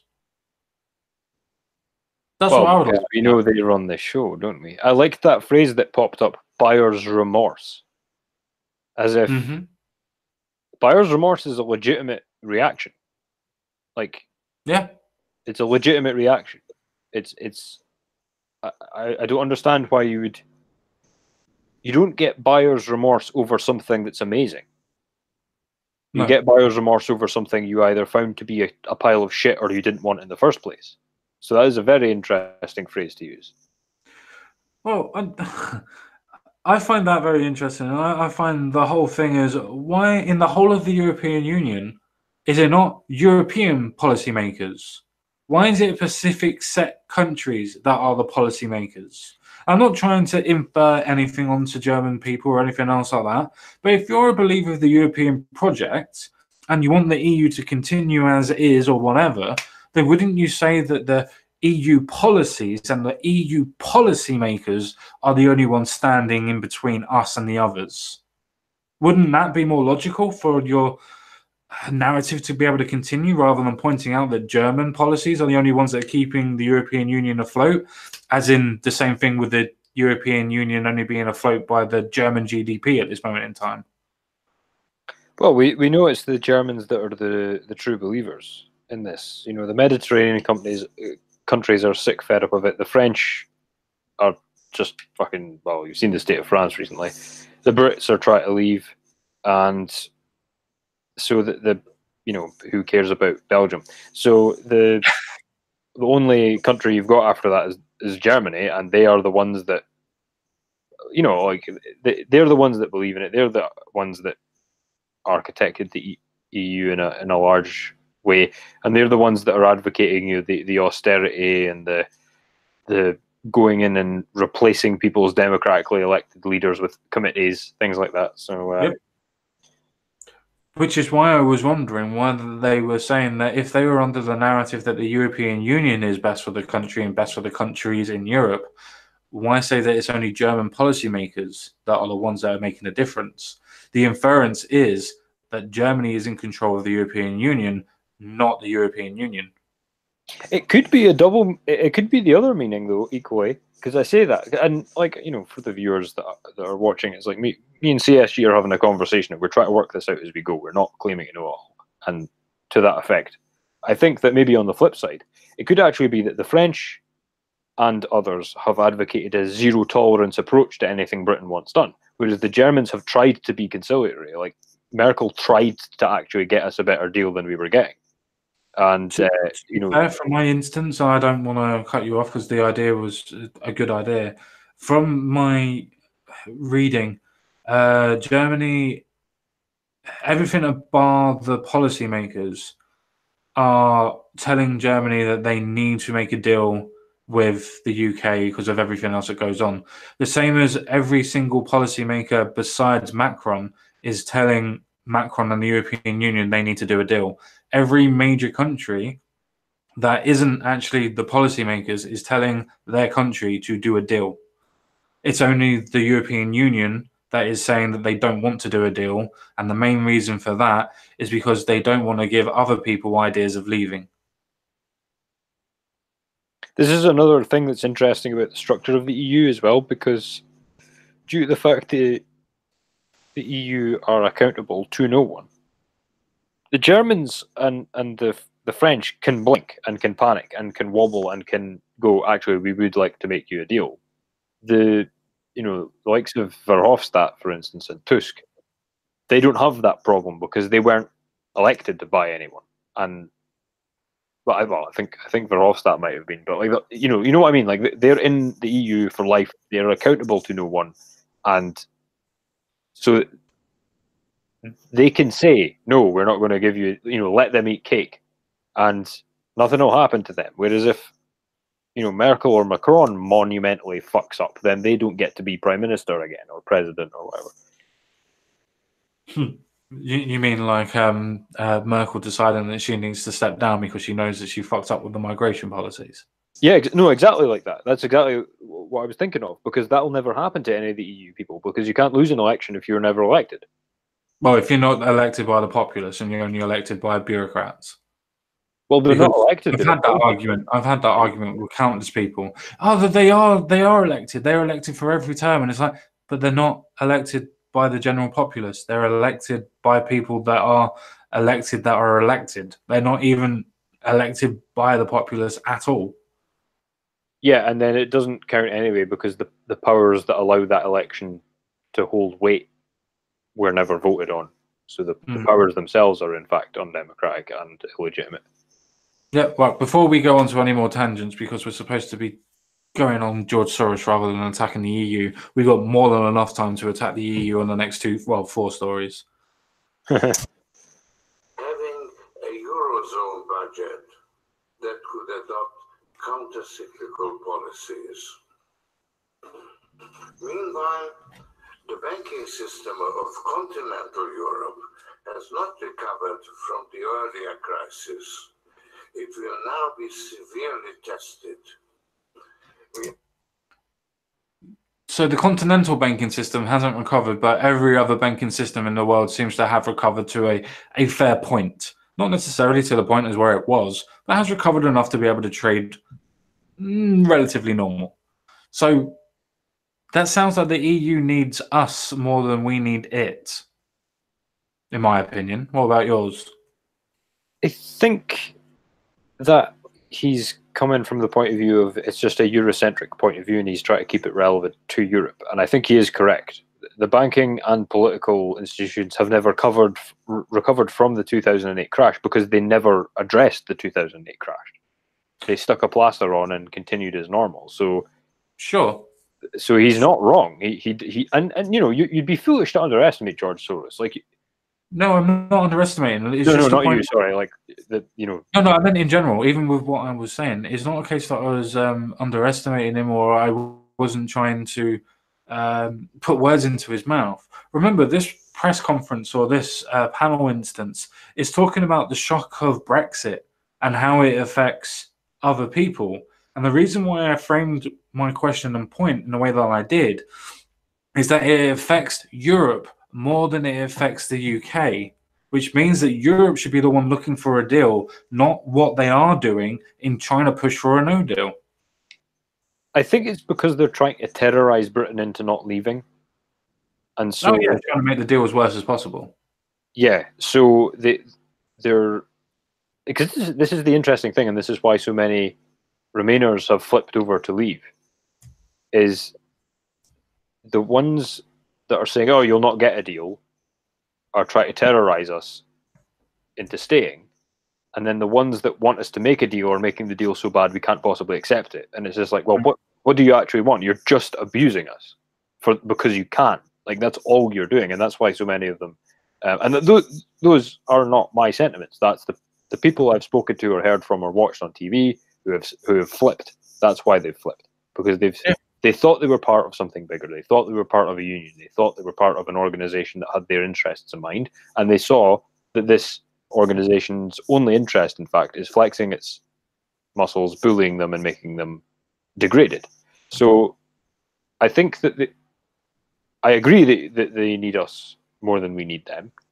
But I think that what he's trying to do is he's trying to create as much fear as possible. So he's focusing on that aspect for that reason. Which is the point that I was making, that the fact that Europe needs us more than we need Europe, because our banks are more stable than the continental banks of Europe, which is the reason why I pointed that out. Yeah, and I don't know about you. I'm presuming you're the same, but I fucking hate the banks. So the fact that I have to use the City of London as a good point when I agree.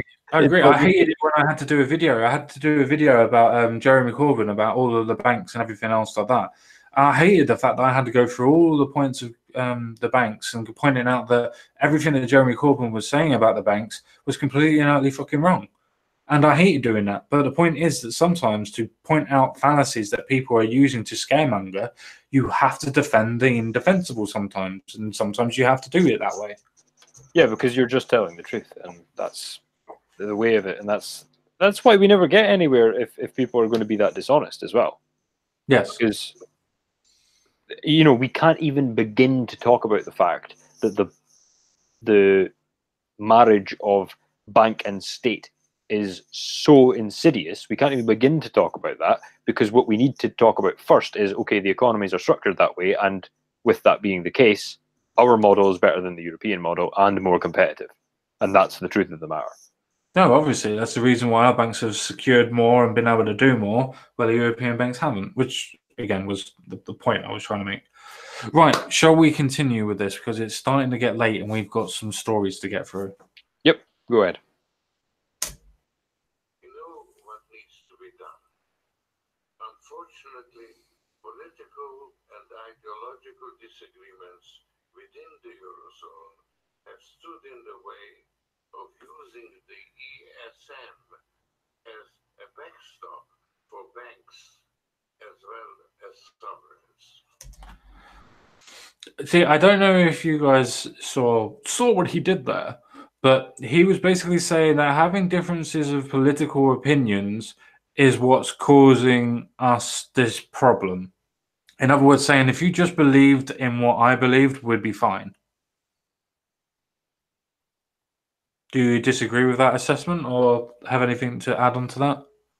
No, I agree. It's quite a common tactic. Let's stop arguing because the fact we're arguing at all is the problem, not the problem. The problem is not the problem. The fact we're arguing about the problem is the problem. So you just have to agree with me. Yeah. If my idea is the fact of cutting my head off so I can live, and that's the answer, but you're disagreeing with me, it's not the problem of trying to live. It's the problem that you don't think that cutting my head off to live is the answer. Yes, I said that a bit quick. Yeah. I said that a bit quick, but basically my point was that if you were trying to, if other people can understand, what I was trying to say was that if my idea is that for us to live, I need to cut off my head, and somebody else comes along and says, that's probably not the best of ideas, it's then in his mind and how he said it. It's not the case of the idea of cutting my head off to live is bad, but the idea that you would have a different opinion to what my opinion is what is bad. Mm-hmm. I think that explains it better. Yeah, and he's mentioned other institutions, right? So if division is his problem, why is the media not to blame? There is that. Because the argumentation is only bad if there's not reconciliation to go along with that. It's not an honest communication where you argue a little bit and you agree a little bit. It's just arguing. Okay, we can agree on that. It's only arguing. It's only divisive. Why? Yeah. Because the media shaped the narrative. And who did the media side with? Him. So, if division is the problem, why not get your boys in line and tell them to stop whipping up a storm? Well, that's the thing. That's the reason why they're trying to control the internet, because they control the mass media already, but social media they don't control. Hence why things are hate speech, and hence why you get booted off of YouTube by saying the wrong thing or other platforms. But the thing is that the most important thing about this wasn't the fact that we disagree because we disagree, is because we politically disagree, and that's what's stopping us from moving forward. If you just agreed with my politics and my way of doing things, we'd be fine. And I think that's insidious in itself. That is literally trying to get rid of democracy by saying, just think the way that I do. In fact, it's not even an authoritarian idea. It's a totalitarian idea. Do as I say, not as I do. At least that's my opinion on that one. Should we move on, or you got anything else to add, Mr. Point? No, I'm in agreement with that. Cool.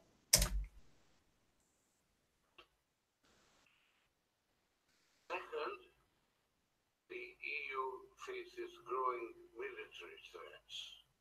Our external enemies have been important, posing new, as yet unfathomable dangers in various parts of the wider region that are also liable to aggravate the refugee crisis. Two things on this one. I know that he's also referring to Russia. If Russia had a problem with the EU, why would they be attacking a country that's leaving the EU?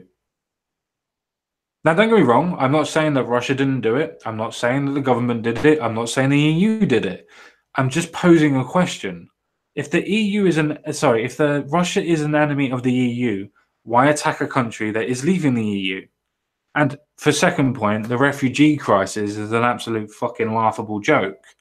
Now, I'm not saying that people from Syria shouldn't come to Europe, but why is it that majoritively they are not coming from Syria?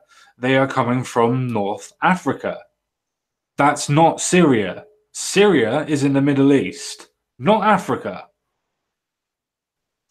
Sorry, anything else? This is where we come back to the onion of lies, because firstly, it's not actually a refugee crisis, it's an immigration crisis. Because the crisis is the fact that we're bringing all these people in. The second fact is that they are not refugees. And he's obviously alluding to the fact that the external enemies of the EU, this is how wrapped up in their own orthodoxy they get. He's saying we are meant to know that he's talking about Russia, Syria, etc. Right? Yeah.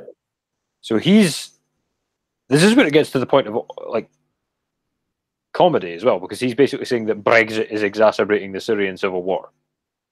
That's his take. Like, yes. He's going to have to draw me a fucking flowchart to explain how, but okay. And then the other fact is that, again, with the onion of lies, we've peeled away those layers. At the bottom of it all, if Europe has external enemies, and the external enemies are the problem, and the problem is a military conflict, how can an organization that does not have an army be bothered by such things? Unless, of course, they do have an army or plans for one. Well, you could argue the point that NATO is their army by proxy. You could argue that, but I know that you're alluding to the point of the EU is mobilizing to get their own army in general anyway. But you could argue by proxy NATO is. And this is where the lies keep stacking up on top of themselves, because let's take this not from a pro-EU stance, but just from a practical stance. If these are his worries for the EU, then if you came in to me as some kind of manager and said, look, we need you to sort this problem out, the first thing I would say is, well, you need an army. Like, because he's saying, right, the problem is this military conflict and the enemies near us that are in this military conflict. So I would be like, well, why don't you have a fucking army? Which is why France and Germany agree to it. Exactly. So the fact is that it doesn't even need to be a conspiracy theory that they're developing an army. It's the fact that it's the only logical next step is to have an army, because I know it's definitely not a conspiracy theory. It's definitely the one thing that everybody all knows now, especially even Remainers, is why it never gets brought up anymore, is that the EU is not a conspiracy theory. The EU is a conspiracy theory, but the EU army is not a conspiracy theory, because they are admitting to it. They're admitting that they are making it. They're admitting what money they're putting into it, what the funding was for it. I remember doing a video for it. I remember it was something in the region of them putting 4.5 to 5 billion euros into the actual funding of the army to begin with, as well as incorporating forms of country armies into that point, which in actual fact, our own British army was going to be incorporated into the army regardless anyway, regardless if we left or not, depending on when we leave. So it's not a conspiracy theory. It is as fact, and it is being confirmed by the French and the German government as well.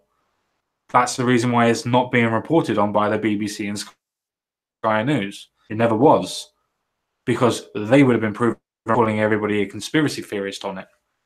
Don't want democracy, do you now?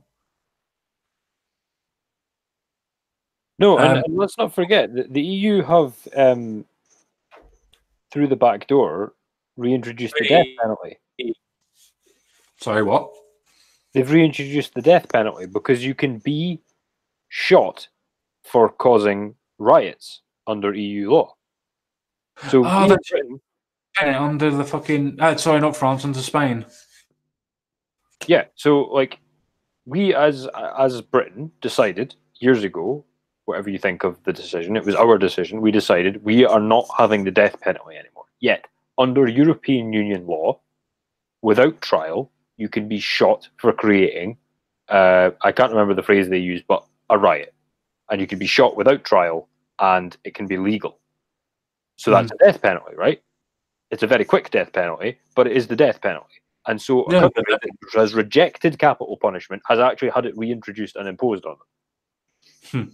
Funny how everybody keeps on saying that the European Union is the arbiter of human rights, which I keep on trying to point out. I keep on trying to point out that most of the human rights was actually written by the UK and anyone conceived of by the European Union. And the Union wanted to increase the human rights. It was mostly written by UK lawyers. Yeah, and I would also like to point out that people really need to get I don't want to use the word militant, more direct in calling out these assholes for basically insulting the person across from them. Because what they're saying is, oh, if we leave the EU, we lose our human rights. It's like, so you're saying that you think that the entirety of the British population is against human rights? You're accusing us of that. Fuck you. Yeah. Fuck off to France. Yeah, well, that's the argument that they do, because the most intelligent arguments that I ever come across is the economical argument, because it is hard to refute, because both points are from theoretical points. You could argue that it could go bad, and you could argue that it could go good. Either way, either side. So the economical arguments are very, very interesting to me.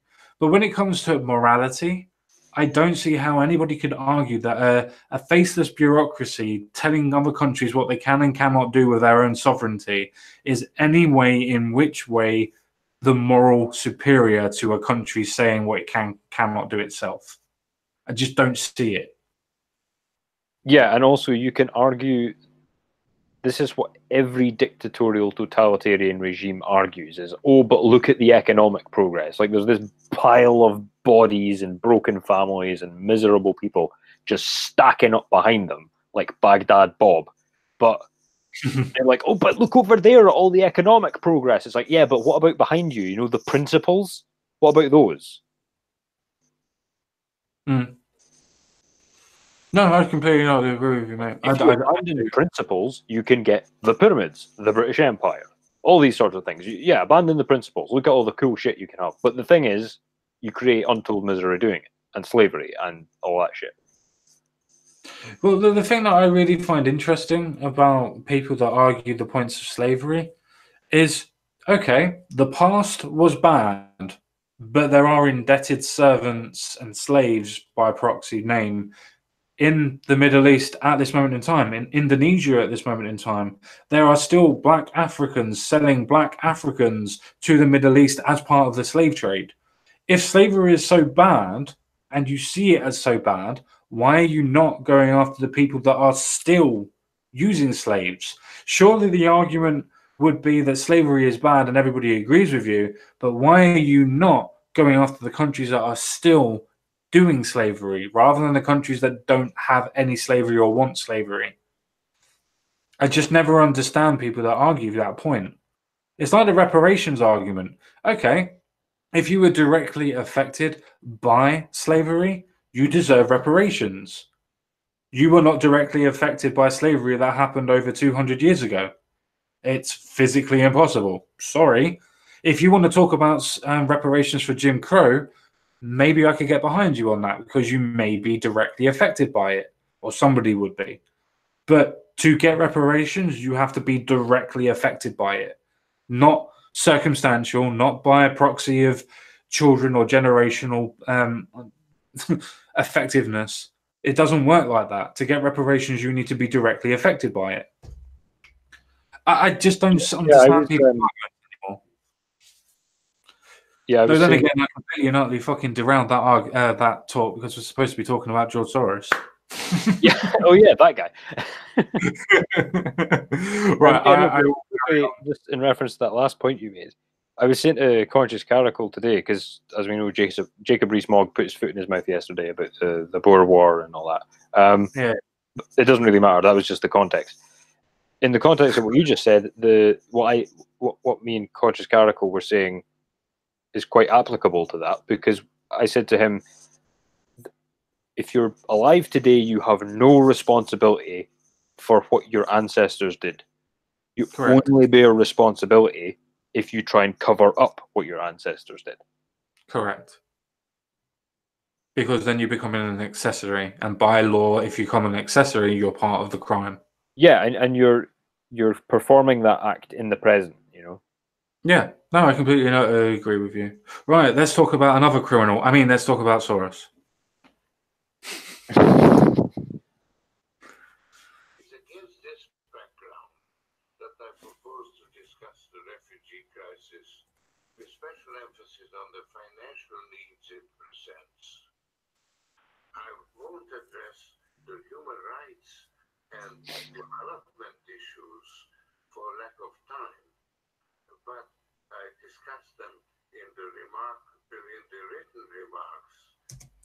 I just wanted to make a quick idea. I bet you he goes down the same economical arguments that everybody on the left uses, that having mass migration increases the economy. I bet you my channel that that's the argument that he will use in this video if he elaborates on it. Any sort of takers on that bet? No, it's even money from me. Fair enough. But let's see what he says. submitted to the various committees. The European response to the refugee crisis was riddled with flaws even before the present turn of events. Chancellor Merkel showed great moral leadership when she opened Germany's doors wide to refugees. Just like her legs. Unfortunately, her initiative was not well thought through. It ignored the pull factor.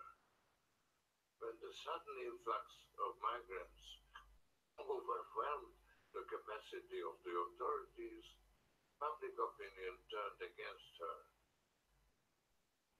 Oh, that was nice. That did well.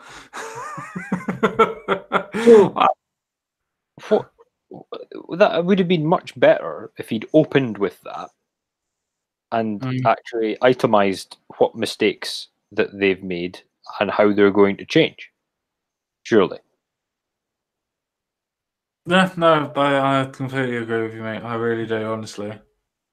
I'm glad I didn't bother reading the story because it's basically him just fucking saying. By the way, I was wrong. It wasn't 300,000 he ploughed in for Best of Britain. It was 700,000. By the way, Yeah, for anybody, Channel 4 mockumentary about him coming out then. maybe. The reason why I point the fact out of that is because remember that people were saying that foreign people shouldn't be paying any attention into democracy. You know, Russia, for instance, not putting any sort of influence into it. The last thing that I knew was George Soros wasn't English, as far as I'm aware. So does that mean that he's a foreigner putting money into politically transfer different ideas? I don't know. But my main point on this is that this story that I picked up was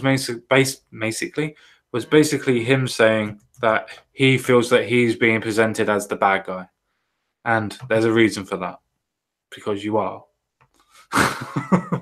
Being honest. Do you have anything else to add on to that story at all, Crumplepoint? Because I'm quite interested in moving on, to be fair. No, I'm happy to move on. Just ban him, ban all his shit, and yeah.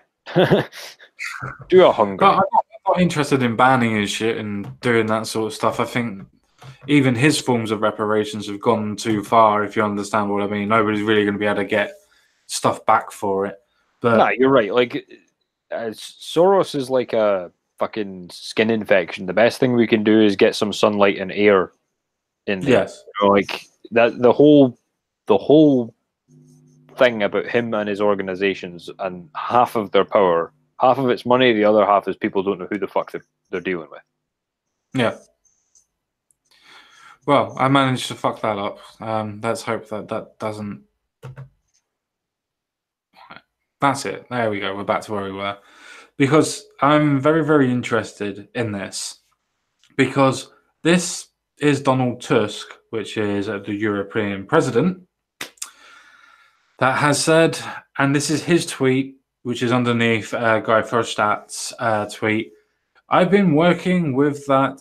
I've been wondering what that special place in hell looks like for those who promoted #Brexit without even a sketch of a plan how to carry it out safely. Now, let's drop the point of the plan, because the plan was always the point of trying to get something similar to a Canadian-style deal. That was always the plan, always the train of getting free trade agreements put into place. It always was. So let's drop the idea of the plan and then go to the point of saying, well, he's saying that people that had a different political opinion to him should be in hell. Should they have a special place in hell? What do you think about that before we move on to fucking Guy Forstad? Well, Tusk is an arsehole. He's also, I remarked on this comment at the time of, oh yes, the great statesman winning hearts and minds once again. It's like, shows you that these people aren't statesmen or, politicians worth. Oh, it gets even better. Guillotines and everything. Yeah, so it's like, all he's done is make himself look like a tit. Like, I'm sure he thinks he's appealing to whatever base he thinks he has, but no, all it's doing is waking up the normies. So I say, play what he said on repeat to any person who will listen. No, completely not. I agree. But Verhofstadt, I have a different view on about your way to go into that. Oh no, I was going to say Donald Tusk. I think Donald Tusk is the bigger threat than what Guy Verhofstadt is. I think Verhofstadt is a way to give us a massive compliment here when you tell everybody what he said. I'm not sure. I'm not sure on that one. I wouldn't see it as a compliment for what you said. I mean, maybe the idea of being able to change political minds in hell in itself maybe is an option, but yeah, you're seeing where I'm going with this. But yeah, Mr. Voigtstad says, well, I doubt Lucifer would welcome them, as after what they did to Britain, they would even manage to divide hell. Now, before we go into Mr. Crumplepoint's point, I'd just like to point out that he's saying that he doesn't think Lucifer would take these horrible, horrible people into hell because, one, they have done something to Britain. I mean, I'm not sure what they've done to Britain as we haven't left Europe yet, or the European Union yet, so I'm not sure what they've actually done to Britain. And then to say, they would even manage to divide hell, is that not to say that you don't believe in democracy then? Because that's the point of people being able to express their views. Or is it the fact that you want things to be like hell and have you and Donald Tusk as Satan and his right-hand men and whatever? As in, you dictate to everybody what they can and cannot do and torture people that go against you. Because I'm going to guess it's the latter. Go ahead, Mr. Point, if I haven't trod all over yours. No. My issue just was simply that Verhofstadt is saying, he doubts Lucifer would welcome us in. After what they did to Britain, they would manage to divide hell. And it's like, well, okay, if hell is full of evil people and villains, and all of them are evil and villainous, and you put the Brexiteers in, and he thinks that would cause division, then he's kind of by extension saying that the Brexiteers are good guys. So Lucifer doesn't want any good guys in hell, and that's why, because there would be a schism. Or you could look at it even as a different point. I mean, you could go to the point of what he was trying to suggest, that the Brexiteers are so evil that they would make the evil divide themselves amongst hell. But I don't really think that that's a viable option. I think it's more of a case that he was trying to insinuate that people that are the Brexiteers would be able to talk to the people in hell and actually divide the leadership up from hell. In other words, get the people that are in hell to follow them because they know a better way than what the person who is leading hell is telling them what they can and cannot do. Yes. I think that's a better analogy. And now that you've pointed that out, you lead me back to what you said about Soros and the USSR. He's comparing his organization to the USSR, and now these people are comparing Brexiteers and something they want to leave to hell. Well, it's almost like I plan these streams every now and again. It's almost like I planned them. But for people that think that this was a one-off or something like that, we will move very quickly on to the next story because it all interlinks. It all interlinks. So when we move off into this next story, this is to do, and it's a newish story, by the way. I mean, he is speaking to David Davis, but it is a newish story. I'm being a boomer. I can't remember why I need to go to get the actual screen share because I'm an idiot. But he is speaking to David Davis, but it is a news story as it's only literally just come out. So we have Guy Verhofstadt warns Brexiteers could end up on the guillotine like the leaders of the French Revolution. I know he's speaking, well, I hope he is rather, because I don't really know, but I'm guessing he's speaking figuratively, as in they would be held accountable in some instance. But the language in which the European Union seems to be using is kind of a derogatory to people that are disagreeing with them and how they think that they should be running different countries or political unions. Seems very should we say almost call to action type stuff. Yeah, I just think it's remarkable because you really, the Brexit lot are the ones that are demonized, but you never see Farage talking about the EU in such ways. Like, he'll insult them and he'll make fun of them, but he won't say, you know, we should bring back the rope for the for the EU or anything like that.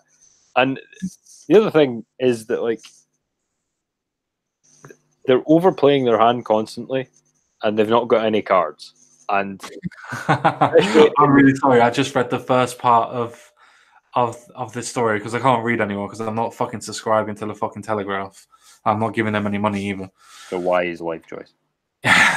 But the first two paragraphs that you can actually read really explains the whole situation. So Guy Verhofstadt has warned Brexiteers such as Boris Johnson and Jacob Rees-Mogg that they could suffer a similar fate that meted out to the leaders of the French Revolution, who were executed on the guillotine, as we all know, hence the guillotine reference. The incendiary claim comes as billionaire investor George Soros predicted on Tuesday that Eurosceptic parties could destroy the EU after making gains in May's European Parliament elections. In other words, if you corner us like a dog, we're going to fight back. At least that's how I perceive it to be. What about you? Yeah, well, like I said, we would be stupid to underestimate Soros, and he's got where he is because of a mixture of talent, complete lack of any remorse, and a shit ton of money, and intelligence. And you can despise somebody, but you have to, if you're being honest with yourself, and to know how to deal with them properly, you have to know their good points. And he must have some leadership qualities of at least a medium to high caliber, because otherwise he wouldn't be where he is. And he can see that if they continue this blithering idiocy, they're just going to strengthen the Brexit position. But this is a classic example of, like, the self-consuming nature of these collectivists, because he's been instrumental in creating an organization in which the people that run it and are part of it are accountable to no one, including him, which means he can tell Verhofstadt and Tusk to shut up all he wants. They're not going to, and they don't have to, because they're not accountable to him either. You know? And the other thing is, like, I know this sounds childish, but, like, Guy Verhofstadt looks like a spitting image puppet of himself. Like, I've never seen a photo of him that I didn't just go, oh my god, who is this fucking idiot? Like, look at him. David Davis stands there looking like he should actually be the Prime Minister, looking, you know, normal, statesmanly, suited. Yeah. Look at this. He's both stumpy and lanky. He's got some kind of weird pug face, and he's got two bad partings on one head. Like, the views expressed on this stream may not be incompetent of the Common Sense Guys' views. Please don't strike my channel. All that's going to happen now is they're going to kidnap me in the middle of the night and give me a Verhofstadt makeover. No, don't do that. I want to make this a weekly thing. Don't do that. Well, you think I'm funny? I will make you look like me now. Ha ha! Then I'll eat. Okay, right. That's gone. But I do find it really interesting that you've got these, to use the left's terms and to use the left's terms and to use the Remainers' ideologies. These people are supposed to represent the less versions of democracy. They are supposed to be the most liberalized people and the most democratic people in the world. But yet, as soon as they decide that you have a different political opinion to them, you are literally the devil incarnate, you would divide hell, and you should be guillotined like French revolutionaries. Really? These are the people that you want leading you. These are the people that you want leading your country, your idea of what democracy is. That if you have a different political opinion to whoever or whatever, that you are the most horriblest people in the world and you are causing such division and such purposely coordinated fucking evil that you need to be decapitated. Personally, I don't see that as democratic. But, you know, I could be wrong as I support Brexit. The thing is, though, that the Remainers, many of them are so rabid that they just agree with him. Like, yeah, it goes back to the idea of the religion and the indoctrination and, should we say, tribalism in itself. I am a Remainer and I have to agree with these people. Yeah, and they hate anyone who voted Brexit and anyone who's neutral. Yeah. With such a condescending venom that they'd be more than happy to agree with Verhofstadt. Yeah, that's the sad thing of it, because the rhetoric has been in the newspapers, has been in the mass media and everything else like that. The dehumanization of the Brexiteers and people who support Brexit is that they're stupid, racist, xenophobes that don't care about democracy and never have done, and all they're doing is voting on the stupidity and racism. And because they have done that as the form of dehumanizing people, that the left see that as the dehumanization and the othering of people, and have decided that they can agree with these outrageous statements, that if North Korea was saying this, for instance, they would take these as serious threats towards people that did actually politically disagreed with them. They would actually take it as legitimate threats. Now, I'm not saying that he means this literally, but even saying it is ancillary to being able to point out division. All of this is calculated to cause division in Britain to be able to decide if we need another referendum or not. Because remember, European Union's game is not to directly affect the democratically elected process, so to speak. It's, as we said before, it's subterfuge. It's the point of going, well, you know, you're really, really divided at the moment. How about another referendum? That'll sort you out. Yeah, and what they do is in the background they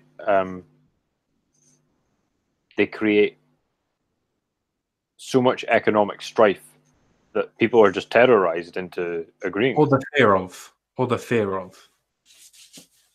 Because we haven't really had much economical strife. It's the fear of it that's causing all the problems. Yeah, but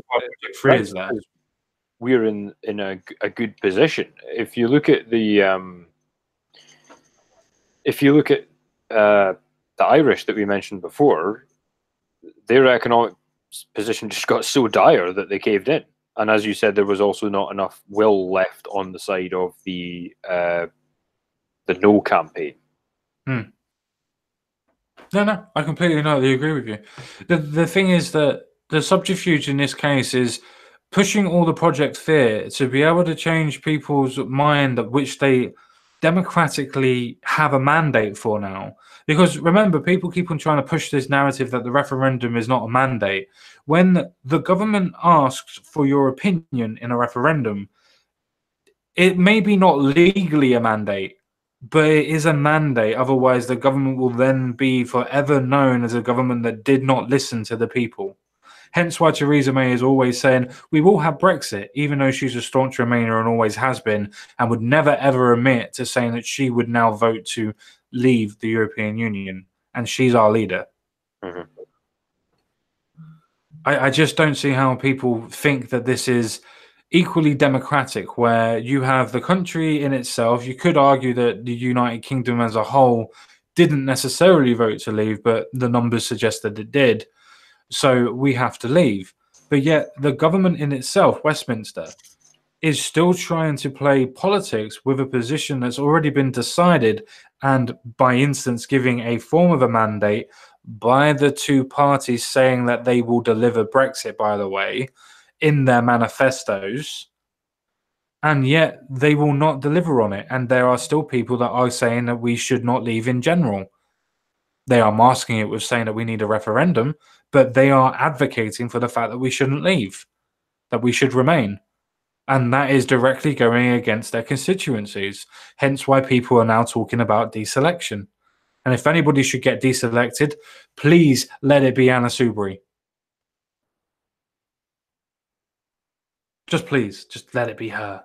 Let it be her. So do we have anything else to say on this topic at all, Mr. Point? Just I would really love it if somebody could put Anna Soubry in a burlap sack and leave her there for as long as we can get away with. I prefer a pickle jar. Oh, good. Yes, so we are now going to move on to that story, which is basically, we all know the naked woman, yes. We all know, oh, I don't want you, go away.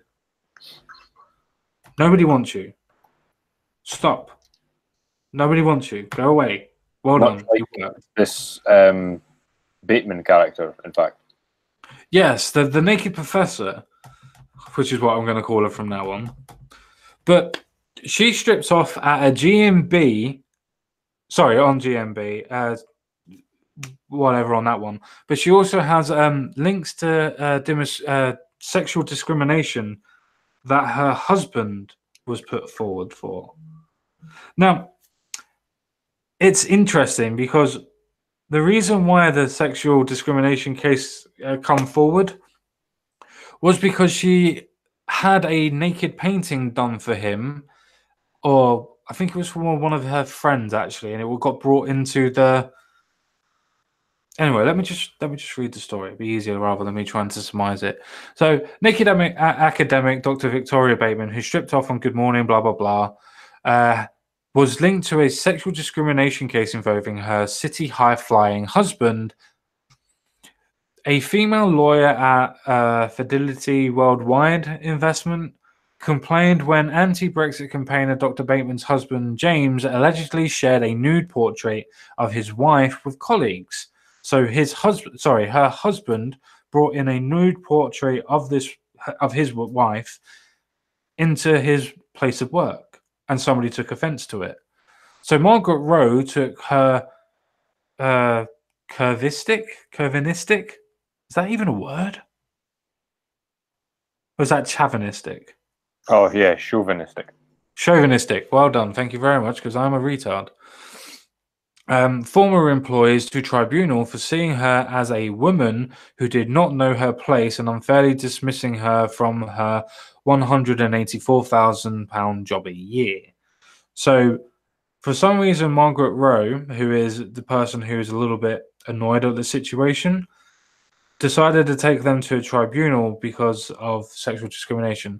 The reason why I bring this up is not because I want to go against Victoria or Dr. Bateman, should I say, or even her husband, but it's to prove that nobody's perfect. Nobody's perfect. And the fact is that even with these types of people that are coming across and trying to push narratives that Brexit leaves Britain naked and all of the shit that entails, that doesn't mean that they're right. It's still opinion.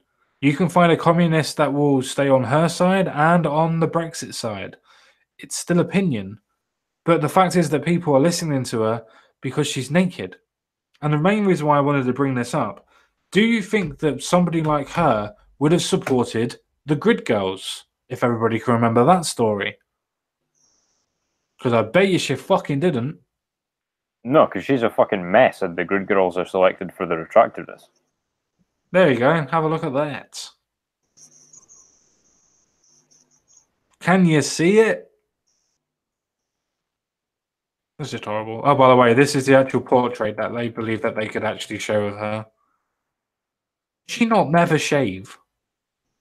I don't want to know. She doesn't look like she ever shaves. It's just weird. It's just weird. The main reason why I bring this article up is, like I said, it's not because I want to rip on her and say that she did this or say that she's done that or whatever. But she tries to say that other people are the ones that are in the wrong, and she's never been in the wrong, or people she knows has never been in the wrong, and everything else like that. Even though she's a blatant exhibitionist. Oh yeah, she'll admit that. She'll admit that. She'll say that she is an exhibitionist. I'm pretty sure that she's one of those people that likes to go to certain beaches and things like that. I'm sure that she is that, and good luck to her, and I hope she does that. But the only reason why she's gaining any traction for anything that she's said and anything that she's done is because she's naked. Now, I've listened to a couple of her, I want to say informal talks, but it's more of a case of she starts off with clothes and then she gets naked and talks a load of fucking opinionated shit. She doesn't give economical arguments, even though her position as a doctor is in economics. All Yeah, of her that's the whole point. Is if you want to learn economics, go to a fucking business person, not an economist. Yes. Yes. I Because an do. economist only studies what the business people are doing, and the business people tell you how to get rich. Yeah, I mean, and if anyone is still kicking around because these are dry subjects, I really recommend the book.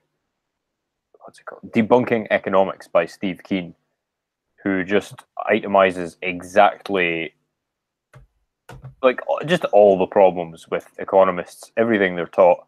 It's very similar to, you know, when people go to learn things like leadership skills. It's just like, well, wouldn't you be better learning that by leading something rather than doing a course on it? And it's very similar to that. It's like economics courses at universities. I'm not knocking everybody who does these courses, by the way. I'm sure there's a lot of geniuses that come out of them. But see, attacking people. yeah, exactly. Just like the evil, hellish Luciferian Brexiteer I am. But Exactly, yes. the point is that you're only as good at it as the subject allows you to be, and the field is just, it's nonsensical. There's no integrity to it. And he outlines exactly why. He demonstrates like the stuff they're taught and like when it was debunked and how you debunk it and all that sort of stuff. So it's like there's actually no reason to listen to an economics person. Like, I'll listen to somebody who works for an economics institution, but just having an economics degree is not enough reason for me to take somebody seriously. No, I agree with you. It's the same thing as when she bats around the fact, oh, I'm an economist. It's like, no, you teach economists. You teach economy. You don't. You're not a economist. You teach it. And as the old additive goes, those that can't teach. Mm-hmm. And the reason why I bring that up is not because, as again, I don't want to rip on her. I just find it because somebody like Owen Jones has done for it. Let's not forget she's gone on TV butt naked, said absolutely nothing of any substance, demonized more than half of the population, and like we're supposed to be like cuddly about that. Fuck off. Well, that's the thing. Even it doesn't even matter about being fucking cuddly about it. It's the case of she says that Brexit will leave the economy and England and the United Kingdom bare, which is supposed to be her slogan and whatnot. But the thing is that she's supposed to be this exhibitionist, and I know that people have used this argument against her already before, but she's supposed to be this expeditionist where she's happy with her body and everything else like that. Surely it should be a case that if you're an exhibitionist and you want to bear all, then why aren't you letting Britain bear all? Now, that doesn't necessarily mean that it's a case that Britain will end up poor. It doesn't mean that Britain will end up badly. It just means that in your eyes, that they will be bare about it. They will be bare bones. And I still don't understand why people would even give her any fucking credence about it, because her arguments never stem from an economical standpoint. She just keeps on spouting out the same bullshit, which is, oh, well, the homes are going to be bad. This is going to be bad. This is going to be bad. Austerity's bad. It's like, it's already bad, love. It's already bad. Brexit didn't cause this. The European Union did. Yeah, and people talk about privilege a lot. Well, how is that for a position of privilege? She can say anything she wants completely without basis, but because she plays for the right team, she won't be challenged on it, and anybody who does challenge her on it will be vilified. Well, even to the point of where, say, for instance, we'll use the comparison of grid girls again, just as a comparison. You've got feminists that will completely and utterly condemn the fact that they are supposedly being sexualized, which you could argue either or against, it doesn't really matter. But the feminists would argue that because they're being sexualized and they don't know that they're being sexualized is a reason why they should be cut off. I believe that's their argument, that they shouldn't be doing it because it demeans women. Does this not demean women then? By literally showing off your body to get recognition for a position that you wouldn't get anywhere without the fact of being naked. Literally using your body to sexualize your point to get men and women to notice something that you're doing, to be extravagant, should we say, just to make a political point. Isn't that even worse than the good girls deciding to do that for work, when in actual fact the woman herself, Bateman, is doing this literally just to get on telly?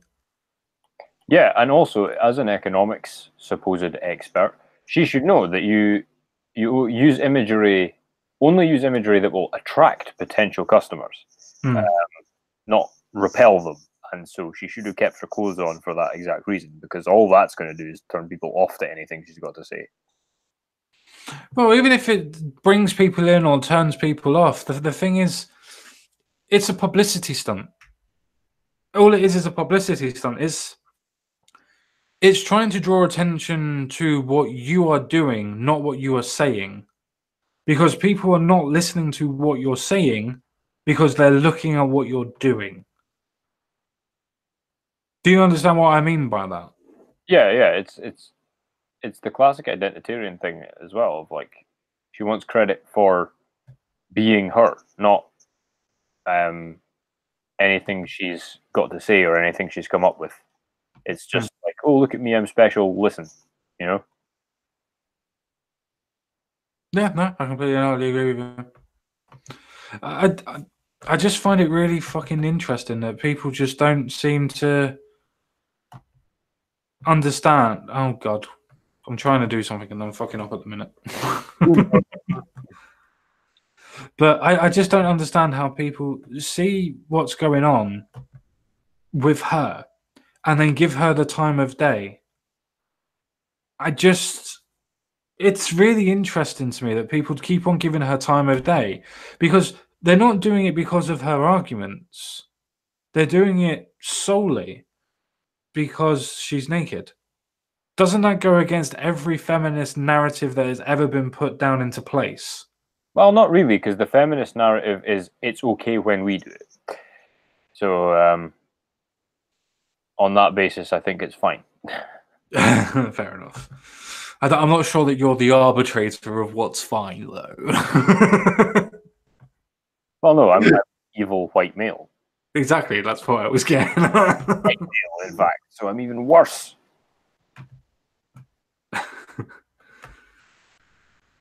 No, I completely agree. Great white male. I'm saying that she is not something you want to be rolling out as a specimen for television. How dare you? Yeah, I'm going to body shame the shit out of that. How dare you indeed. How dare you indeed. I thought I'd show people the next story, because we all admit that this Victoria Bateman is probably stupid, right? I don't mean stupid as in that she's not intelligent. I mean she's stupid in what she's doing it for and how to get attention, right? We can agree on that at least, surely. Do we agree on that? Yeah. On a purely, even if she's the smartest person in the world, this is a woeful tactical error. Yes, I agree. It's woefully tactful. Yes, I agree. Well, on that note, there's somebody else that's doing the same thing. That's I used to like watching this show because they used to have Nigel Farage that was on the show. No, they didn't. Nick Ferrari. They used to have Nick Ferrari on the show. I used to love Nick Ferrari. I think he's absolutely fucking amazing. I do. Sorry? Did they get rid of him? I'm not 100% sure. Is this the show with? It's got. They usually have like Phil Campion and stuff on as well. Yeah, it normally has Nick Moaz as well. Ah, man. Normally, normally Rachel Johnson is normally quite conservative-ish.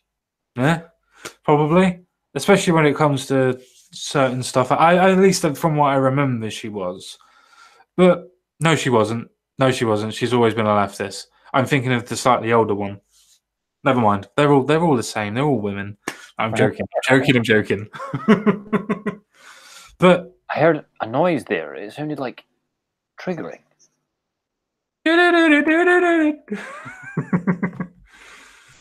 Yes, but yeah, Rachel Johnson on national telly decided to get completely naked because she wanted to I just don't understand what it is. I just don't understand how the stupidity is catching. If she was a dude, she would be like, if it was a man, they would be liable. Like everybody on the program would be allowed to sue them for sexual assault separately, like all 2 million of them at once, and that would be fine. But yeah, I agree. It's stunning and brave. No, I completely agree. But the thing is, with me agreeing with you on that one, look at her face as speaking. Does she look like she's comfortable in what she's doing? Does she look like she's actually interested? Do you think that she's trying to make a political point? That she doesn't look like she's enjoying Sambuca and making promises again face. Oh dear. That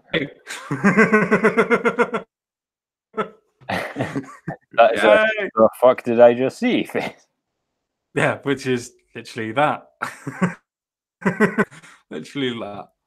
But I just don't understand to be catching with people. I really fucking don't. I just don't understand. It's a simple reward system. Like if somebody's getting listened to and admired by the insane classes because of doing something, then other people will copy it because they want the same rewards. Yeah. I mean, we have to remember that these people are doing these things because they think that these people are doing these things because they honestly feel that they're making a difference. At least I think that. I'm being charitable, obviously. Very charitable. But I do think that they do feel that they are doing it that way. I can't be that cynical where I honestly think that they're doing it in such a way just to be noticed. Because I can understand that. Well, I'm not disagreeing with you as such, but the way I would characterize it is they are doing it for bad reasons, but they think they're doing it because they want to help people. Yeah. The emotional impulse is, I want to do this to get famous. And then afterwards they think, because that's for the good of the country. Like, it's a possibility. I mean, with people like Victoria Bateman, or Dr. Victoria Bateman, should I say, I think that she's purely doing it because she wants to get noticed. I don't think that she's held in high regard at Oxford or Cambridge, wherever she is. I don't think that she's held that high in regard. Otherwise, she wouldn't need to do the publicity stunt. Because let's be honest, that's what it is. But people like Rachel Johnson, I'm not saying that she's well respected. I'm not saying that she's well liked. But she's already on national telly. She has a platform. Well, or at least she was. Like, people poke fun at her in the same way that they poke fun at anybody they disagree with. But like, I don't think anybody would have considered her like not a serious journalist. Sure, no, I completely agree. But I honestly think that, because now let's be honest, Rachel Johnson is obviously Boris Johnson's sister, and she is a supporter of Brexit. It's even linked in the box. You can read it. And she was doing it as sort of a counter protest to fucking Rachel Bateman. Why would she need to do that? All she's doing is putting her name and her nakedness next to her, then bringing a comparison to Rachel Bateman. All you're doing is bringing more publicity to her, not you. And then you're degrading yourself to her own level. The main point in politics is never get in the mud and fight that kind of battle. Always elevate yourself higher than that point. So why would you throw yourself into the mud to fight with people that are in the mud? It makes no sense. It makes no sense whatsoever to me. No, but I don't think people really remember that simple fact, to be honest. Probably not, though. I'm probably different to a lot of people. You're called the common sense guy for a reason, and that is a common sense thing. But as we know, common sense is not in just now. Yeah, well, there is that. There is that. Oh, right. Do we have anything else to say on any of these stories? Because I'm tired and I'm shattered by the fucking idiocy of the European Union and the evilness of the Dr. Soros. Dr. I would just like to say, don't buy Huawei phones. No, don't buy Huawei. Yeah, I don't really have anything to say on the actual stories themselves. Do you have any final words at all, Mr. Crumplepoint? Do you want to shill your channel at all? Yeah, actually, now you mention it, that is cheers for that. Well, thank you for having me on, first of all. It's been a while, and I really do enjoy our little chats, and it's always good to speak to you. And yeah, my channel is under the same name, crumplepoint. You can just you can find it under that name. I talk about not so much politically heavy stuff as this. I do touch on it, but it's generally stuff to do with more like art, culture, nerd stuff, mythology, just silly stuff, fun stuff. If you like anything to do with comic breakdowns or anything else that's anything similar to comic breakdowns or just stuff like that, Crumplepoint's your man. He's as good as anybody that does it, in my opinion. Thank you very much. And yeah, so I'm always looking for new subscribers, and I'm also always looking for new commenters. Really, that's the main reason I do it. I like the dialogue, and it's why I love doing these streams with CSG. So yeah, and if you're watching this, please do share it, because Common Sense Guy does good work, and he deserves it. So yeah, that's me. That's fine. I have literally just put your channel in the description box, into the top chat, into the live chat, into the live feed. So everybody that is in there, I know there's not too many people in there at the minute, but everybody that is in there, please have a look at his channel. Watch a couple of his videos. You don't need to subscribe straight away, but watch a couple of his videos. Listen to his content. If you like it, subscribe. If you don't, then tell him what you don't like about it. Interact. Same as you would do with me. My little parting pearl of wisdom is don't get naked to produce a political point of view. All it does is detract from your actual political stance and just focuses on the fact that you're an idiot and being a naked person. As well, if Soros says to do something, do the fucking opposite. Now, with that being said, guys, I bid you farewell and I bid you adieu, and I'll speak to you all again real soon.